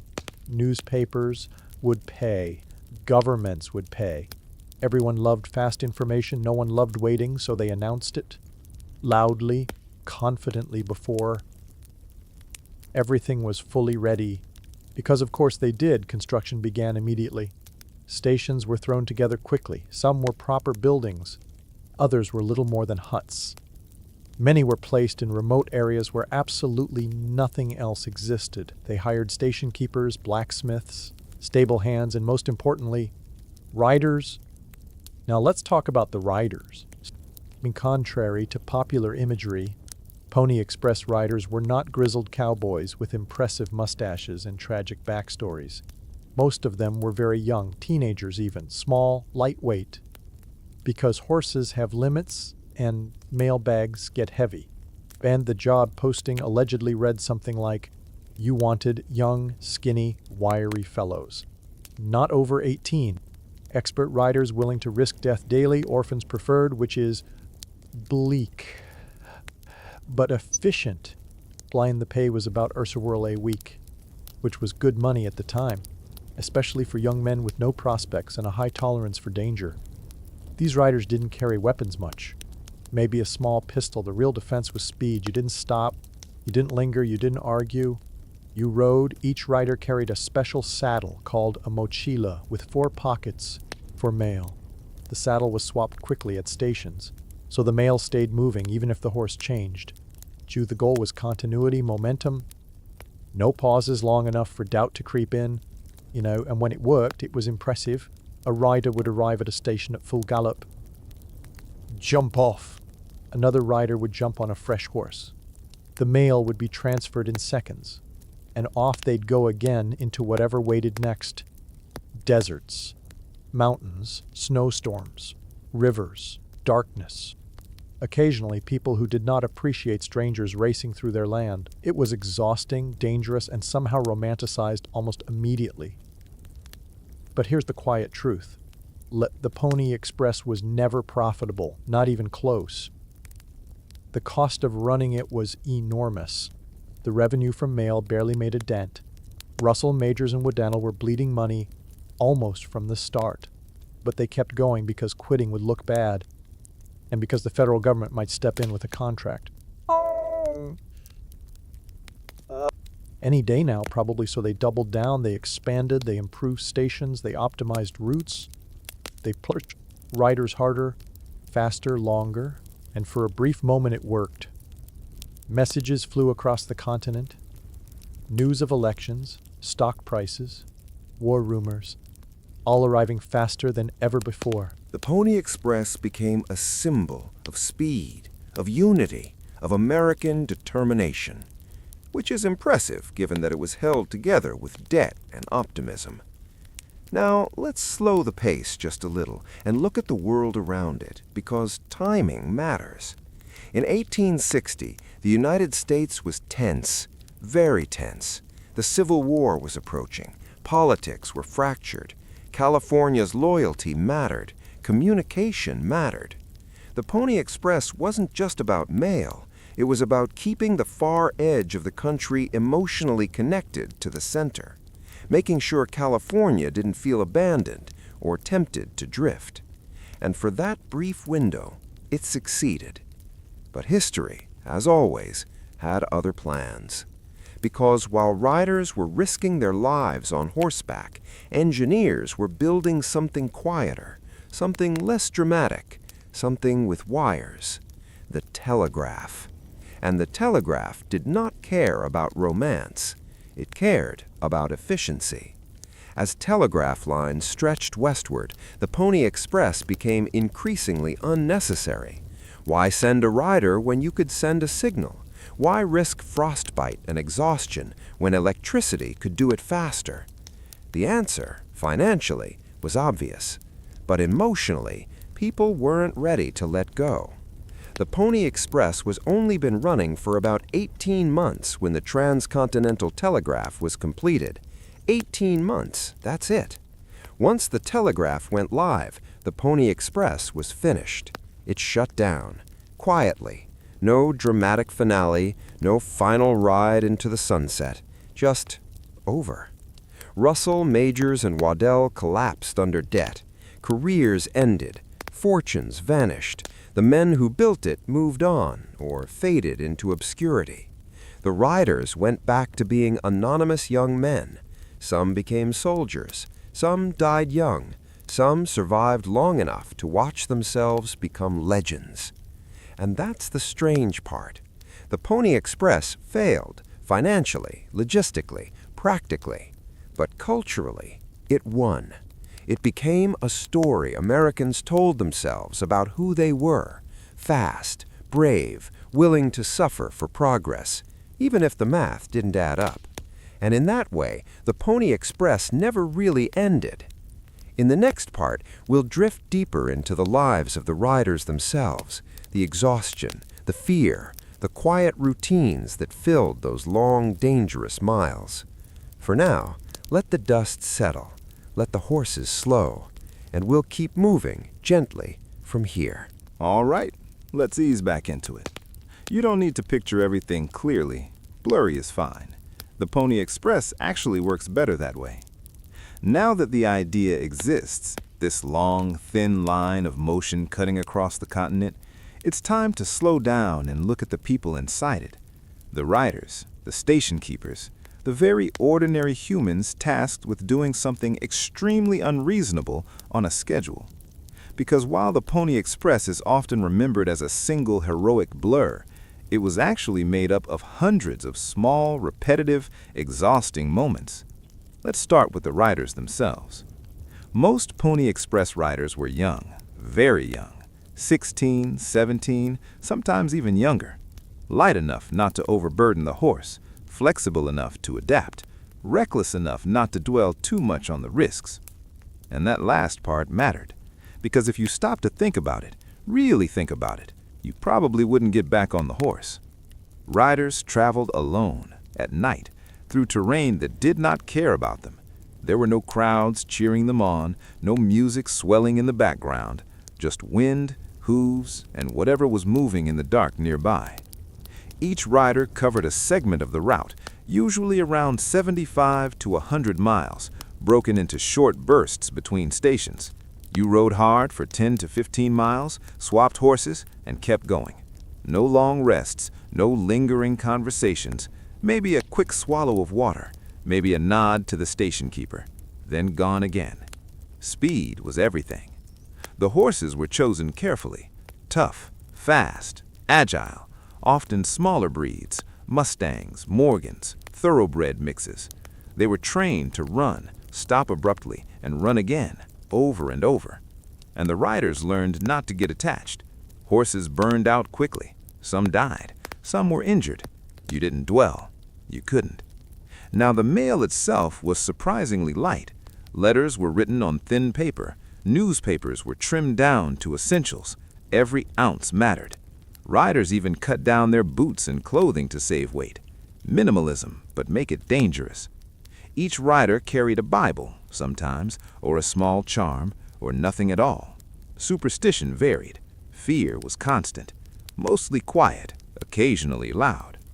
Weather didn't stop the mail. Snowstorms, heat, rain, wind, darkness, you rode anyway. And if something went wrong, if a horse stumbled or a station was abandoned or you missed a turn, you figured it out alone. There was no backup. No one was coming. This wasn't bravery in the cinematic sense. It was endurance, repetition, the ability to do the same thing again tomorrow, even when yesterday almost broke you. Station keepers had their own strange lives. They lived at remote outposts, often with just one or two other people. Their job was to care for horses, maintain supplies, and be ready at any hour, day or night. A rider could arrive at 3 in the morning, half frozen, barely coherent. You still had to be ready. Horse saddled, lantern lit, no delays. Station keepers dealt with isolation, boredom, anxiety. Some stations were attacked, some were abandoned, some were just lonely dots in a vast nothing. And yet, the system worked. Not perfectly, but often enough to keep going. Now let's gently talk about danger, not dramatically, just factually. Yes, riders sometimes encountered hostile groups. Yes, there were skirmishes. Yes, some were injured or killed. But most of the danger was environmental. Falling, freezing, getting lost, pushing too hard. The Pony Express existed in a moment when the West was unstable. Tensions were high. Settlements were fragile. Routes passed through territories where the arrival of a fast-moving stranger was not always welcome. But again, speed was the answer. You didn't stop. You didn't engage. You passed through like weather. One of the most famous riders was William Buffalo Cody, who later became a professional storyteller about his own life. He claimed to have made one of the longest rides ever, around 384 miles without rest. Whether that's fully accurate is debatable. Buffalo Bill was enthusiastic about his own legend, but he did ride, he did endure, and he did survive long enough to turn the whole experience into entertainment, which says a lot about how quickly the Pony Express became mythology. Most riders didn't get that chance. They aged out, got injured, moved on, or disappeared quietly into other jobs. The work was temporary by design. You couldn't do it forever. Your body wouldn't allow it. Now let's pause and consider the pace of life this created. Mail moved faster than people, faster than news ever had before. Events were known almost as they happened. The emotional distance between coasts shrank, but the physical distance remained enormous. The Pony Express didn't make the country smaller, it made it more impatient. People began to expect speed, immediate updates, rapid responses. The idea that waiting weeks for news was normal began to feel intolerable, which is ironic given how short-lived the service was. Now let's float to a quieter corner of the story. The Pony Express also relied heavily on people who rarely make it into the legend. Indigenous guides, local laborers, immigrants, station workers whose names were never recorded. They built, maintained, supplied. They knew the land, the weather, the routes. And when the service ended, they stayed where they were. The myth moved on without them. And then, almost as quickly as it began, the Pony Express started to unravel. The telegraph line crept westward, quiet, efficient, relentless. Poles and wires replacing horses and dust. By October of 1861, the line was complete. Messages could cross the continent in minutes.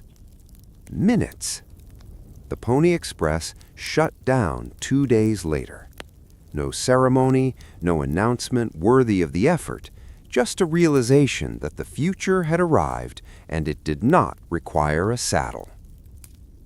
The stations were abandoned, horses sold, equipment repurposed, riders dispersed. And yet, within years, the Pony Express was already being remembered as something grander than it ever really was. Stories grew, details sharpened, failures softened.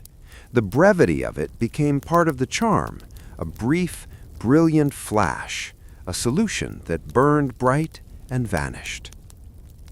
In the next part, we'll drift into the aftermath, the men who tried to recover, the myths that took on lives of their own, and the strange comfort people find in remembering a failure as a triumph. For now, let the hooves slow.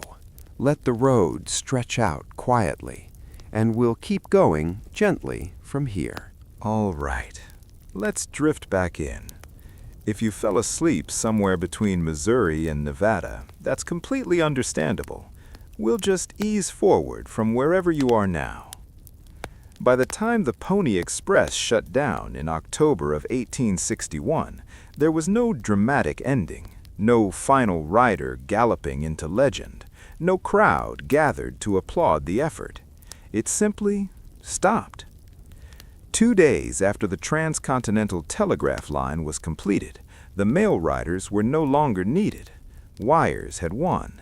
Electricity had opinions. Horses were suddenly inefficient. And the men who built the Pony Express were left standing in the dust, staring at the bill. Let's start with William Russell, because he took it the hardest. Of course he did. Russell was a big idea man, enthusiastic, optimistic, reckless, the kind of person who believed that if something felt important enough, the money would sort itself out later. The money did not sort itself out. By the end of the Pony Express experiment, Russell, Majors, and Waddell were drowning in debt. They had spent hundreds of thousands of dollars, millions in today's terms, on infrastructure that no longer mattered. Russell tried to recover. He sought government contracts. He begged. He borrowed. He doubled down, because that's what he did. Eventually, desperation turned into bad decisions, financial irregularities, forged documents, a scandal involving government bonds. The details are messy and quietly tragic. Russell was arrested, convicted, imprisoned. The man who tried to connect the country ended his days in disgrace, his reputation permanently damaged. Not exactly the heroic ending people like to imagine. Alexander Majors, meanwhile, retreated into religion, which feels appropriate. Majors had always been more restrained than Russell, more moralistic. He believed deeply in temperance, discipline, and prayer. He required his employees to sign pledges promising not to drink, gamble, or swear, which is a bold demand in the American West. After the collapse, Majors leaned even harder into faith.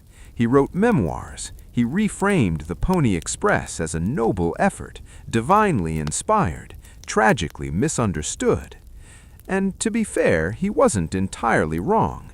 It was noble, just also financially disastrous. Alexander Majors, meanwhile, retreated into religion, which feels appropriate. Majors had always been more restrained than Russell, more moralistic. He believed deeply in temperance, discipline, and prayer. He required his employees to sign pledges promising not to drink, gamble, or swear, which is a bold demand in the American West. After the collapse, Majors leaned even harder into faith. He wrote memoirs. He reframed the Pony Express as a noble effort, divinely inspired, tragically misunderstood. And to be fair, he wasn't entirely wrong. It was noble, just also financially disastrous. Alexander Majors, meanwhile, retreated into religion, which feels appropriate. Majors had always been more restrained than Russell, more moralistic. He believed deeply in temperance, discipline, and prayer. He required his employees to sign pledges promising not to drink, gamble, or swear, which is a bold demand in the American West. After the collapse, Majors leaned even harder into faith. He wrote memoirs. He reframed the Pony Express as a noble effort, divinely inspired, tragically misunderstood. And to be fair, he wasn't entirely wrong. It was noble, just also financially disastrous. Alexander Majors, meanwhile, retreated into religion, which feels appropriate. Majors had always been more restrained than Russell, more moralistic. He believed deeply in temperance, discipline, and prayer.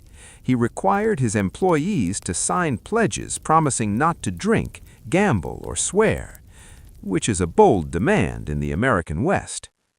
After the collapse, Majors leaned even harder into faith. He wrote memoirs. He reframed the Pony Express as a noble effort, divinely inspired, tragically misunderstood. And to be fair, he wasn't entirely wrong. It was noble, just also financially disastrous. Alexander Majors, meanwhile, retreated into religion, which feels appropriate. Majors had always been more restrained than Russell, more moralistic. He believed deeply in temperance, discipline, and prayer. He required his employees to sign pledges promising not to drink, gamble, or swear, which is a bold demand in the American West. After the collapse, Majors leaned even harder into faith. He wrote memoirs. He reframed the Pony Express as a noble effort, divinely inspired, tragically misunderstood. And to be fair, he wasn't entirely wrong. It was noble, just also financially disastrous. Alexander Majors, meanwhile, retreated into religion, which feels appropriate. Majors had always been more restrained than Russell, more moralistic. He believed deeply in temperance, discipline, and prayer. He required his employees to sign pledges promising not to drink, gamble, or swear, which is a bold demand in the American West. After the collapse, Majors leaned even harder into faith. He wrote memoirs. He reframed the Pony Express as a noble effort, divinely inspired, tragically misunderstood. And to be fair, he wasn't entirely wrong. It was noble, just also financially disastrous. Alexander Majors, meanwhile, retreated into religion, which feels appropriate. Majors had always been more restrained than Russell, more moralistic. He believed deeply in temperance, discipline, and prayer. He required his employees to sign pledges promising not to drink, gamble, or swear, which is a bold demand in the American West. After the collapse, Majors leaned even harder into faith. He wrote memoirs. He reframed the Pony Express as a noble effort, divinely inspired, tragically misunderstood. And to be fair, he wasn't entirely wrong. It was noble, just also financially disastrous. Alexander Majors, meanwhile, retreated into religion, which feels appropriate. Majors had always been more restrained than Russell, more moralistic. He believed deeply in temperance, discipline, and prayer.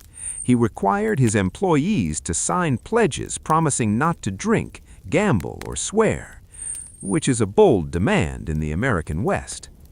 After the collapse, Majors leaned even harder into faith. He wrote memoirs. He reframed the Pony Express as a noble effort, divinely inspired, tragically misunderstood. And to be fair, he wasn't entirely wrong. It was noble, just also financially disastrous.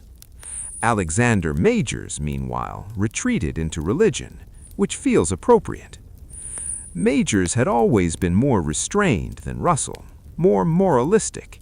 He believed deeply in temperance, discipline, and prayer. He required his employees to sign pledges promising not to drink, gamble, or swear, which is a bold demand in the American West.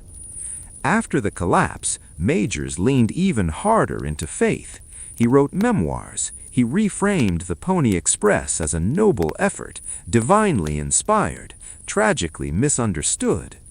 And to be fair, he wasn't entirely wrong. It was noble, just also financially disastrous. Alexander Majors, meanwhile, retreated into religion, which feels appropriate. Majors had always been more restrained than Russell, more moralistic. He believed deeply in temperance, discipline, and prayer. He required his employees to sign pledges promising not to drink, gamble, or swear, which is a bold demand in the American West. After the collapse, Majors leaned even harder into faith.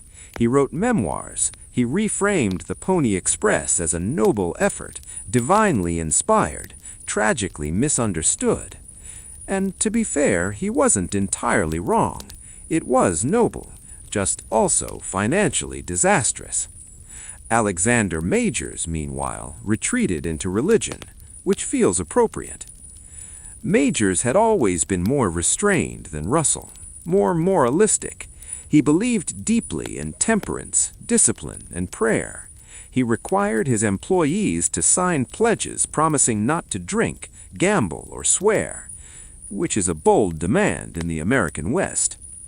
After the collapse, Majors leaned even harder into faith. He wrote memoirs. He reframed the Pony Express as a noble effort, divinely inspired, tragically misunderstood. And to be fair, he wasn't entirely wrong. It was noble, just also financially disastrous. Alexander Majors, meanwhile, retreated into religion, which feels appropriate. Majors had always been more restrained than Russell, more moralistic. He believed... All right, let's settle back in again. If your thoughts wandered off somewhere around Kansas, that's fine. History doesn't mind being revisited out of order. The Pony Express certainly wasn't. By the late 19th century, the Pony Express was no longer a service, it was a memory. And memories, as we know, are flexible. They soften edges, they rearrange priorities, they make short-lived chaos feel intentional. The United States, meanwhile, was changing fast. Railroads stitched the country together with iron certainty. Telegraph wires multiplied. Towns appeared, grew, vanished. The West stopped being the frontier and became real estate. In this new world of speed and industry, the Pony Express began to feel quaint, which is ironic given that it was literally designed to be fast. But speed is relative, and once something faster comes along, yesterday's miracle becomes today's nostalgia. People started telling Pony Express stories the way they tell childhood stories, with affection, with exaggeration, with a vague sense that things used to be harder, but somehow better. Former riders gave interviews. They were old men now, slower, heavier, no longer the wiry teenagers who had raced the wind. They described nights so dark they couldn't see the horses' ears, storms that erased the road, fear that had nowhere to go. And listeners leaned in, not because they needed the information, but because they liked imagining it. The United States, meanwhile, needed myths, especially after the Civil War. Stories that weren't about brother killing brother, stories about effort without ideology, motion without politics. The Pony Express fit perfectly.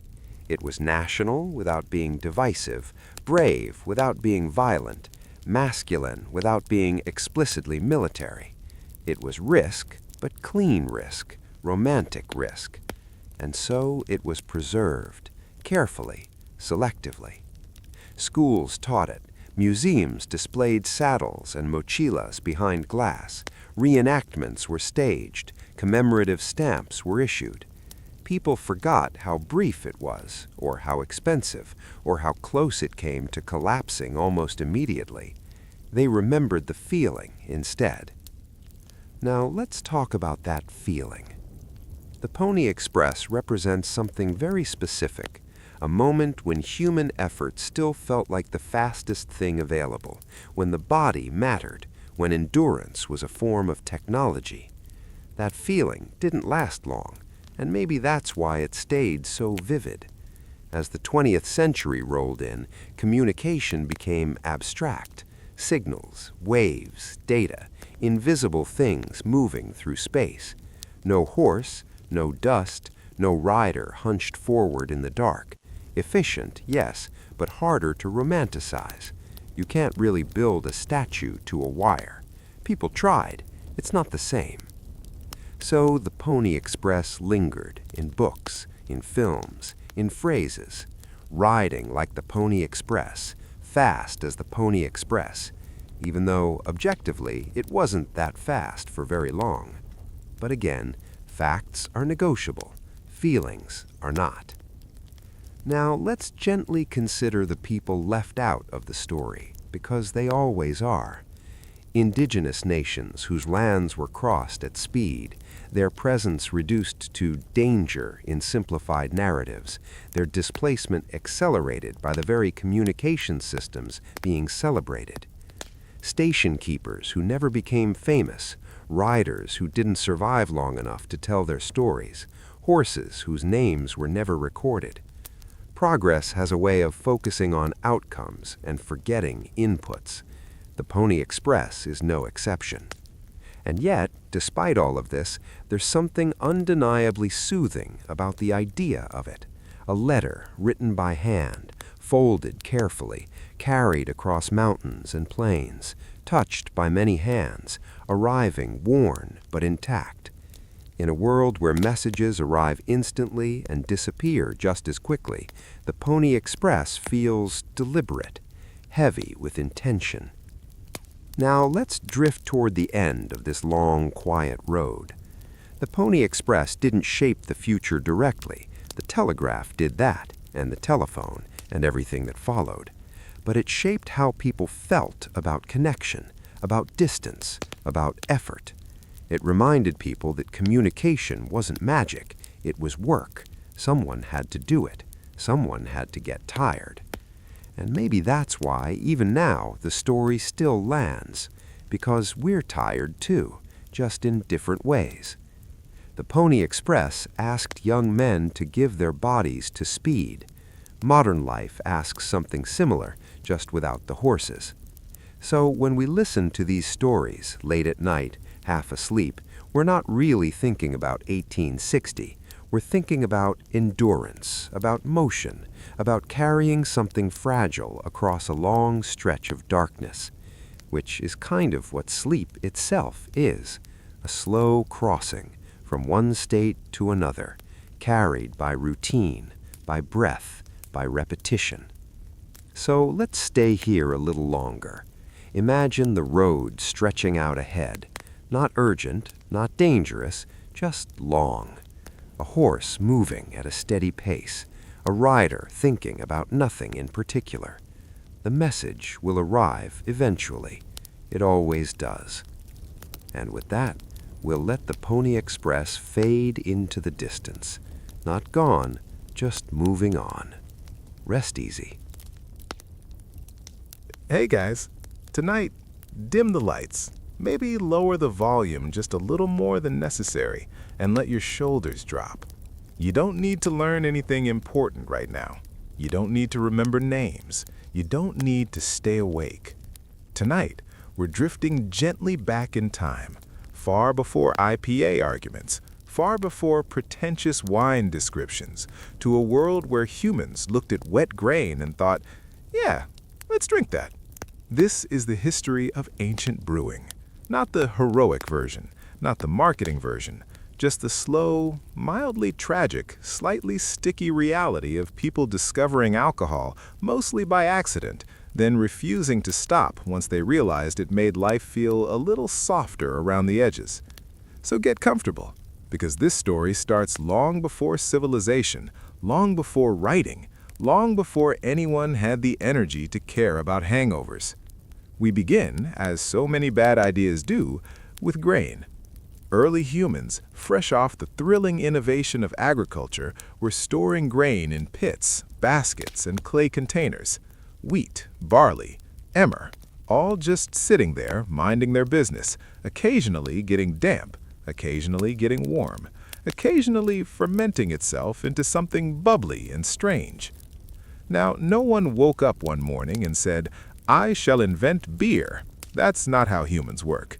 Someone just took a sip of spoiled grain water, paused, felt a warm, fuzzy feeling, and decided it was absolutely fine, actually.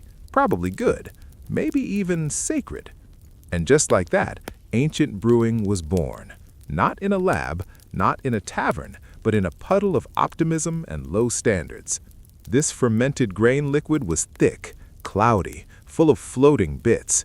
It was less refreshing beverage and more nutritional sludge with benefits.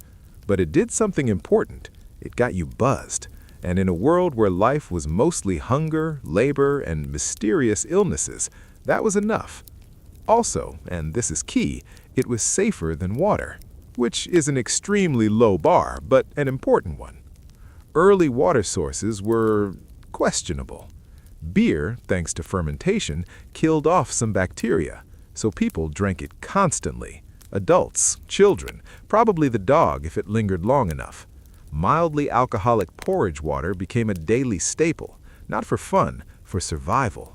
And also, yes, for fun. By around 4000 BCE, things started getting organized. Enter Mesopotamia, the land between rivers, the place where humans decided to invent cities, writing, laws, and bureaucracy, because apparently they weren't tired enough already. The Sumerians brewed beer seriously, religiously, bureaucratically. They wrote it down, they categorized it, they paid people in it. Imagine showing up to work and your salary is 3 jars of foamy barley soup. Honestly, not the worst system. Beer had names, strength levels, styles.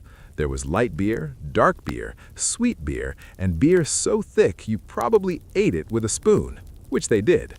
Straws were involved, long straws, group straws, communal drinking vessels, everyone hovering around one giant pot like a very relaxed coven.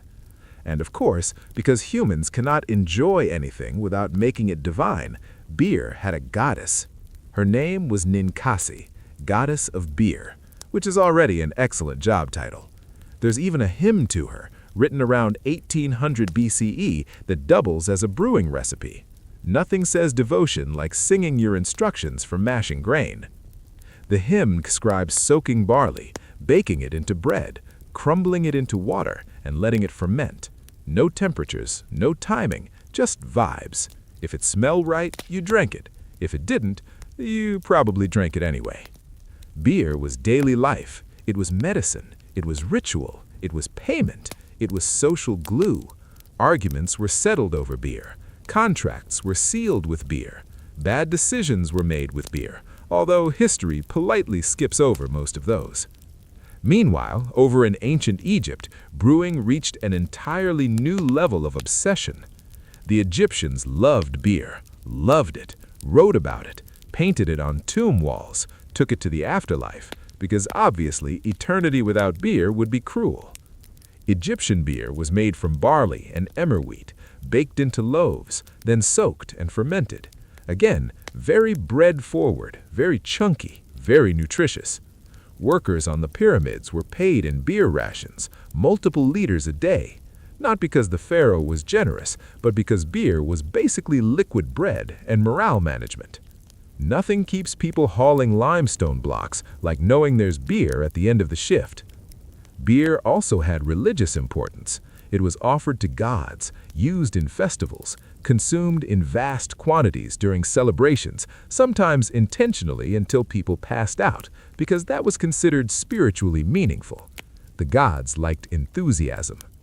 There's even a myth where humanity is saved because the goddess Sekhmet gets so drunk on beer dyed red to look like blood that she passes out instead of destroying the world, which honestly feels relatable. A divine rage diffused by clever brewing.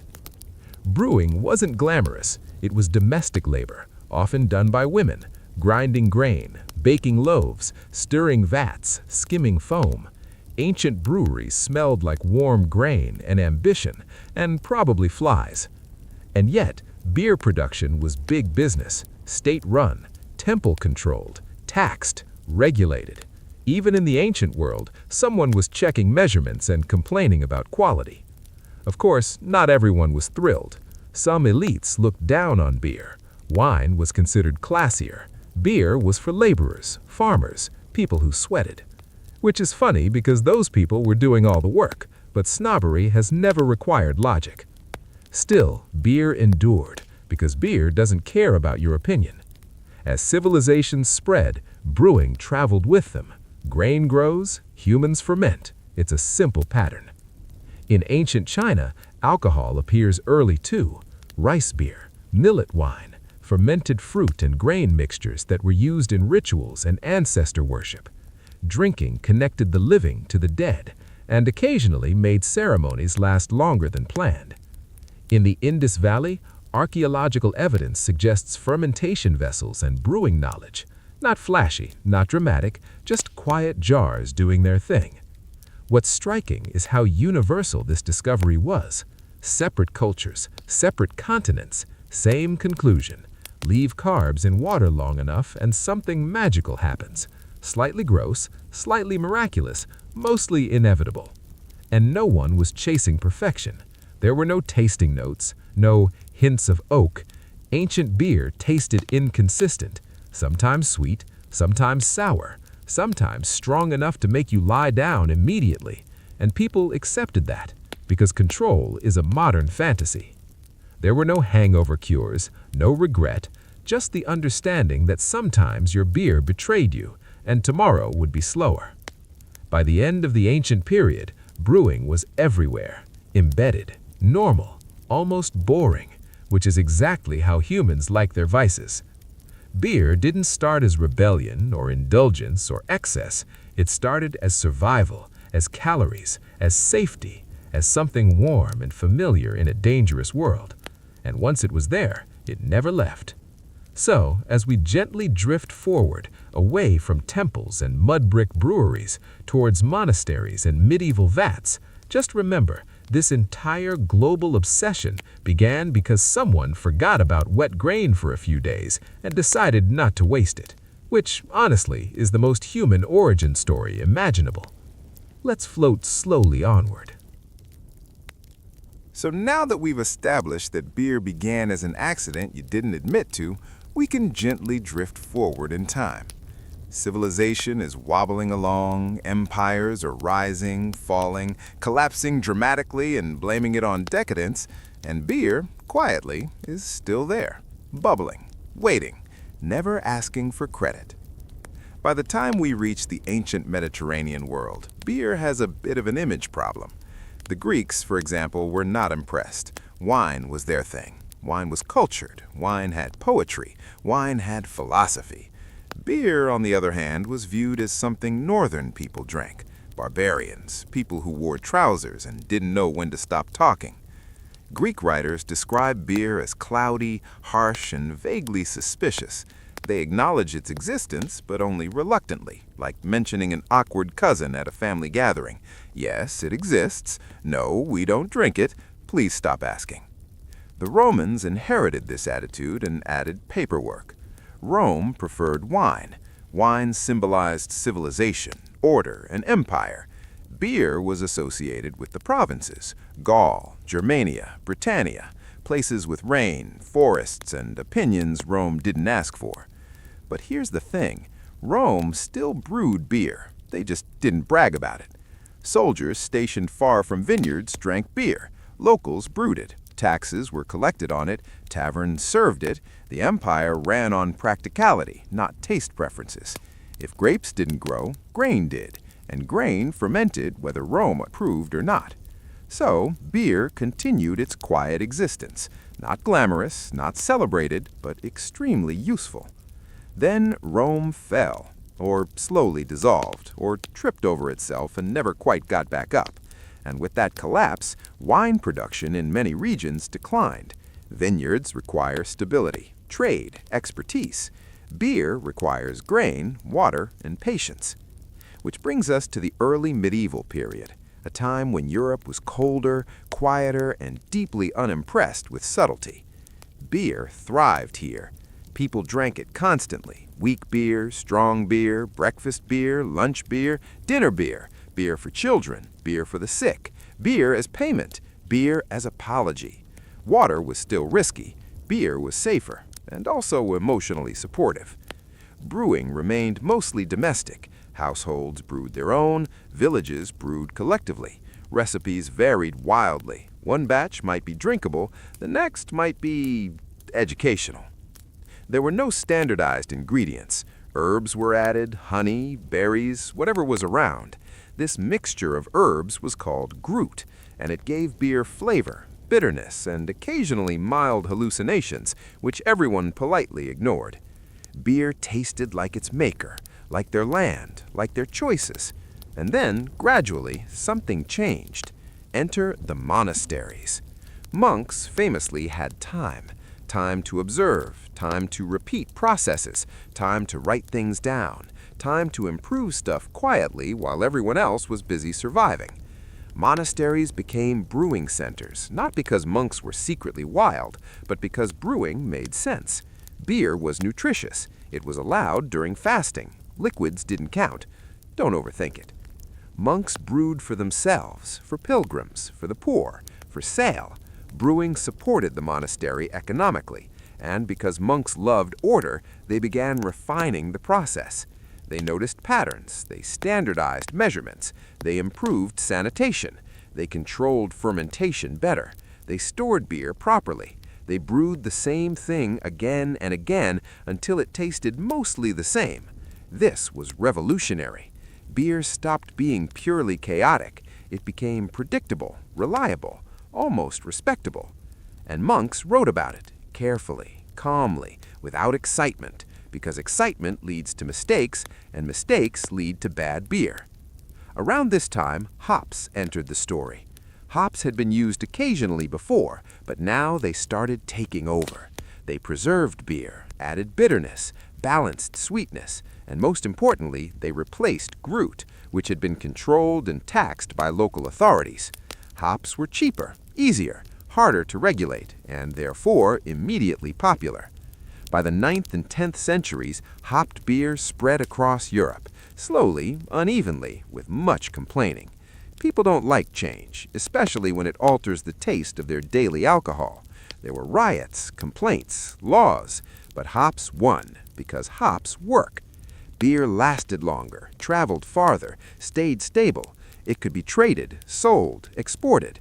Suddenly, beer was no longer just local. It was regional, then international. This led to brewing guilds, regulations, standards, and eventually laws like the German Reinheitsgebot, which declared beer could only be made from water, barley, and hops. This sounds noble, pure, traditional. It was also economic protectionism, which is fine. Everything is. Beer was becoming a profession. Brewmasters gained status. Towns became known for their beer. Brewing techniques passed down generations, and beer became part of identity. And yet, despite all this organization, beer was still not fancy. Wine was still for elites. Beer was for everyone else. Kings drank it, yes, but quietly. Publicly, they preferred wine. Image matters. Still, beer was dependable, filling, comforting, a daily presence. It didn't demand admiration. It didn't age dramatically. It just existed, which is maybe why it survived everything. Plagues swept through Europe. Beer remained. Wars destroyed cities. Beer returned. Famines reduced grain, but brewing adapted. Weaker beer, smaller portions, but still beer. It was there in taverns, loud ones, quiet ones, ones full of smoke and arguments, ones where deals were made and lives were quietly ruined. It was there in monasteries where monks drank in silence, contemplating eternity with a mild buzz. And it was there in homes, brewed by women, often overlooked, rarely credited, but essential. By the late medieval period, brewing was big business. Urban breweries produced massive quantities. Beer was shipped in barrels. Taxes were collected. Quality was inspected. And slowly, beer began shedding its rustic image. It wasn't just survival anymore. It was preference. People debated taste, strength, freshness. Town rivalries formed. This beer versus that beer. Ours is better. Yours is sour. Always has been. Sound familiar? So, as we drift gently onward towards the early modern world, just know this. Beer grew up. It got organized. It got rules. It got paperwork. But at its heart, it was still the same thing it always had been. Grain, water, time, and humans quietly hoping the result would be drinkable. Let's keep floating forward.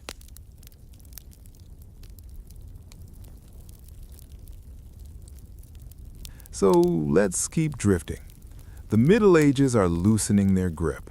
People are rediscovering old books, arguing loudly about religion, and suddenly feeling very confident about ideas that will absolutely cause problems later. And beer is still here, patient, adaptable, mildly foamy. As we slide into the early modern period, brewing starts brushing up against something new and unsettling: science. Not the exciting kind, not the lightning and explosions kind, the slow, methodical, clipboard kind. The kind that asks uncomfortable questions like, why does this sometimes work and sometimes ruin your entire week? For centuries, brewing had been guided by tradition, superstition, and vibes. You brewed on certain days, you avoided certain moons, you blamed spirits when things went wrong, which honestly made as much sense as anything else at the time. But now, people started noticing patterns.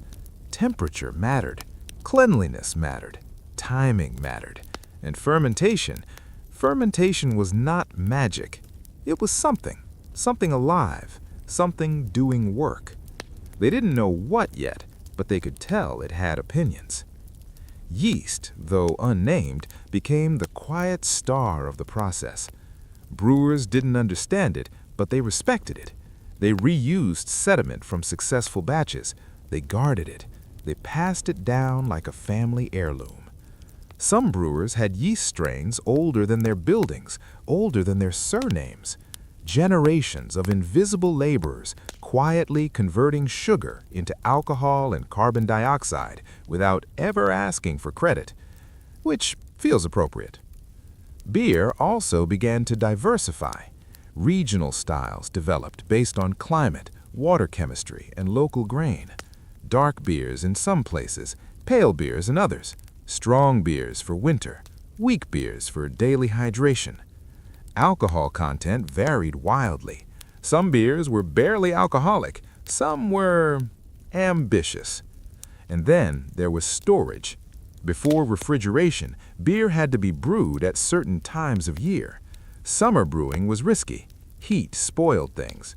Winter brewing was safer. This led to seasonal beers, March beer, October beer, beers meant to last, beers meant to be consumed immediately, preferably before they turned on you. In Bavaria, this seasonality led to lagering, cold storage, beer brewed in cooler months and stored in caves. It fermented slowly, cleanly, calmly, resulting in a smoother, clearer beer. This was not intentional innovation at first. This was adaptation. People working with their environment and accidentally inventing an entire category of beer, which, again, is very on brand for humanity. Meanwhile, beer was spreading globally. European colonization carried brewing traditions overseas, sometimes intentionally, sometimes desperately. Settlers missed beer. Wine grapes didn't always grow. Local ingredients were substituted: maize, rice, sorghum, cassava. Beer became hybrid. Cultural lines blurred. Indigenous fermentation knowledge merged with European techniques. New styles emerged quietly, without marketing departments. Of course, alcohol was also used as control, trade, exploitation. That part is uncomfortable and real. Beer wasn't just comfort, it was leverage, and sometimes a problem introduced where there hadn't been one before. Still, brewing adapted. By the 17th and 18th centuries, brewing was increasingly commercial. Larger breweries, better equipment, more consistency, more money involved. And with money comes anxiety. Brewers wanted reliability, predictability, fewer ruined batches. They wanted to know why things worked. Enter the age of microscopes. People began seeing tiny organisms in beer, little shapes, moving, living, doing something. And slowly the idea formed that fermentation wasn't spontaneous, it wasn't divine, it was biological. This was controversial, deeply. People did not like the idea that their alcohol depended on microorganisms. It felt rude. But eventually, evidence won. In the 19th century, Louis Pasteur studied fermentation. He proved yeast caused it, that contamination caused spoilage, that cleanliness mattered. Brewers listened, carefully, reverently, because this man was explaining their livelihood. Pasteurization followed, heat treatment to kill unwanted microbes. Beer became more stable, longer lasting, safer, slightly less mysterious. Industrialization took over. Steam power, metal vessels, bottling lines. Beer could now be produced on a massive scale, distributed widely, branded, advertised. Local breweries struggled. Some adapted, some disappeared. Beer became standardized, familiar, reliable, and some of the old magic faded. But something else appeared in its place: accessibility. Beer was no longer seasonal, no longer risky, no longer inconsistent. Anyone could buy it, anywhere, anytime. So let's keep drifting. The Middle Ages are loosening their grip. People are rediscovering old books, arguing loudly about religion, and suddenly feeling very confident about ideas that will absolutely cause problems later. And beer is still here, patient, adaptable, mildly foamy. As we slide into the early modern period, brewing starts brushing up against something new and unsettling: science. Not the exciting kind, not the lightning and explosions kind, the slow, methodical, clipboard kind. The kind that asks uncomfortable questions like, why does this sometimes work and sometimes ruin your entire week? For centuries, brewing had been guided by tradition, superstition, and vibes. You brewed on certain days, you avoided certain moons, you blamed spirits when things went wrong, which honestly made as much sense as anything else at the time. But now, people started noticing patterns. Temperature mattered, cleanliness mattered, timing mattered, and fermentation was not magic. It was something alive, something doing work. They didn't know what yet, but they could tell it had opinions. Yeast, though unnamed, became the quiet star of the process. Brewers didn't understand it, but they respected it. They reused sediment from successful batches. They guarded it. They passed it down like a family heirloom. Some brewers had yeast strains older than their buildings, older than their surnames. Generations of invisible laborers quietly converting sugar into alcohol and carbon dioxide without ever asking for credit, which feels appropriate. Beer also began to diversify. Regional styles developed based on climate, water chemistry, and local grain. Dark beers in some places, pale beers in others, strong beers for winter, weak beers for daily hydration. Alcohol content varied wildly. Some beers were barely alcoholic, some were ambitious. And then there was storage. Before refrigeration, beer had to be brewed at certain times of year. Summer brewing was risky. Heat spoiled things. Winter brewing was safer. This led to seasonal beers, March beer, October beer, beers meant to last, beers meant to be consumed immediately, preferably before they turned on you. In Bavaria, this seasonality led to lagering, cold storage, beer brewed in cooler months and stored in caves. It fermented slowly, cleanly, calmly, resulting in a smoother, clearer beer. This was not intentional innovation at first. This was adaptation. People working with their environment and accidentally inventing an entire category of beer, which, again, is very on brand for humanity. Meanwhile, beer was spreading globally. European colonization carried brewing traditions overseas, sometimes intentionally, sometimes desperately. Settlers missed beer. Wine grapes didn't always grow. Local ingredients were substituted: maize, rice, sorghum, cassava. Beer became hybrid. Cultural lines blurred. Indigenous fermentation knowledge merged with European techniques.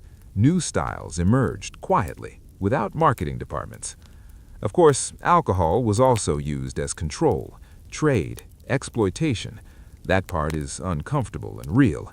Beer wasn't just comfort, it was leverage, and sometimes a problem introduced where there hadn't been one before. Still, brewing adapted. By the 17th and 18th centuries, brewing was increasingly commercial. Larger breweries, better equipment, more consistency, more money involved. And with money comes anxiety. Brewers wanted reliability, predictability, fewer ruined batches. They wanted to know why things worked. Enter the age of microscopes. People began seeing tiny organisms in beer, little shapes, moving, living, doing something. And slowly the idea formed that fermentation wasn't spontaneous, it wasn't divine, it was biological. This was controversial, deeply. People did not like the idea that their alcohol depended on microorganisms. It felt rude. But eventually, evidence won.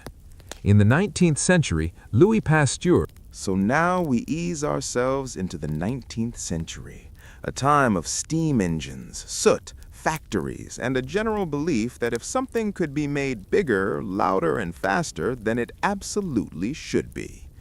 Beer, naturally, was swept right along. Up until now, brewing had been a local affair. Even large breweries still felt rooted to a place.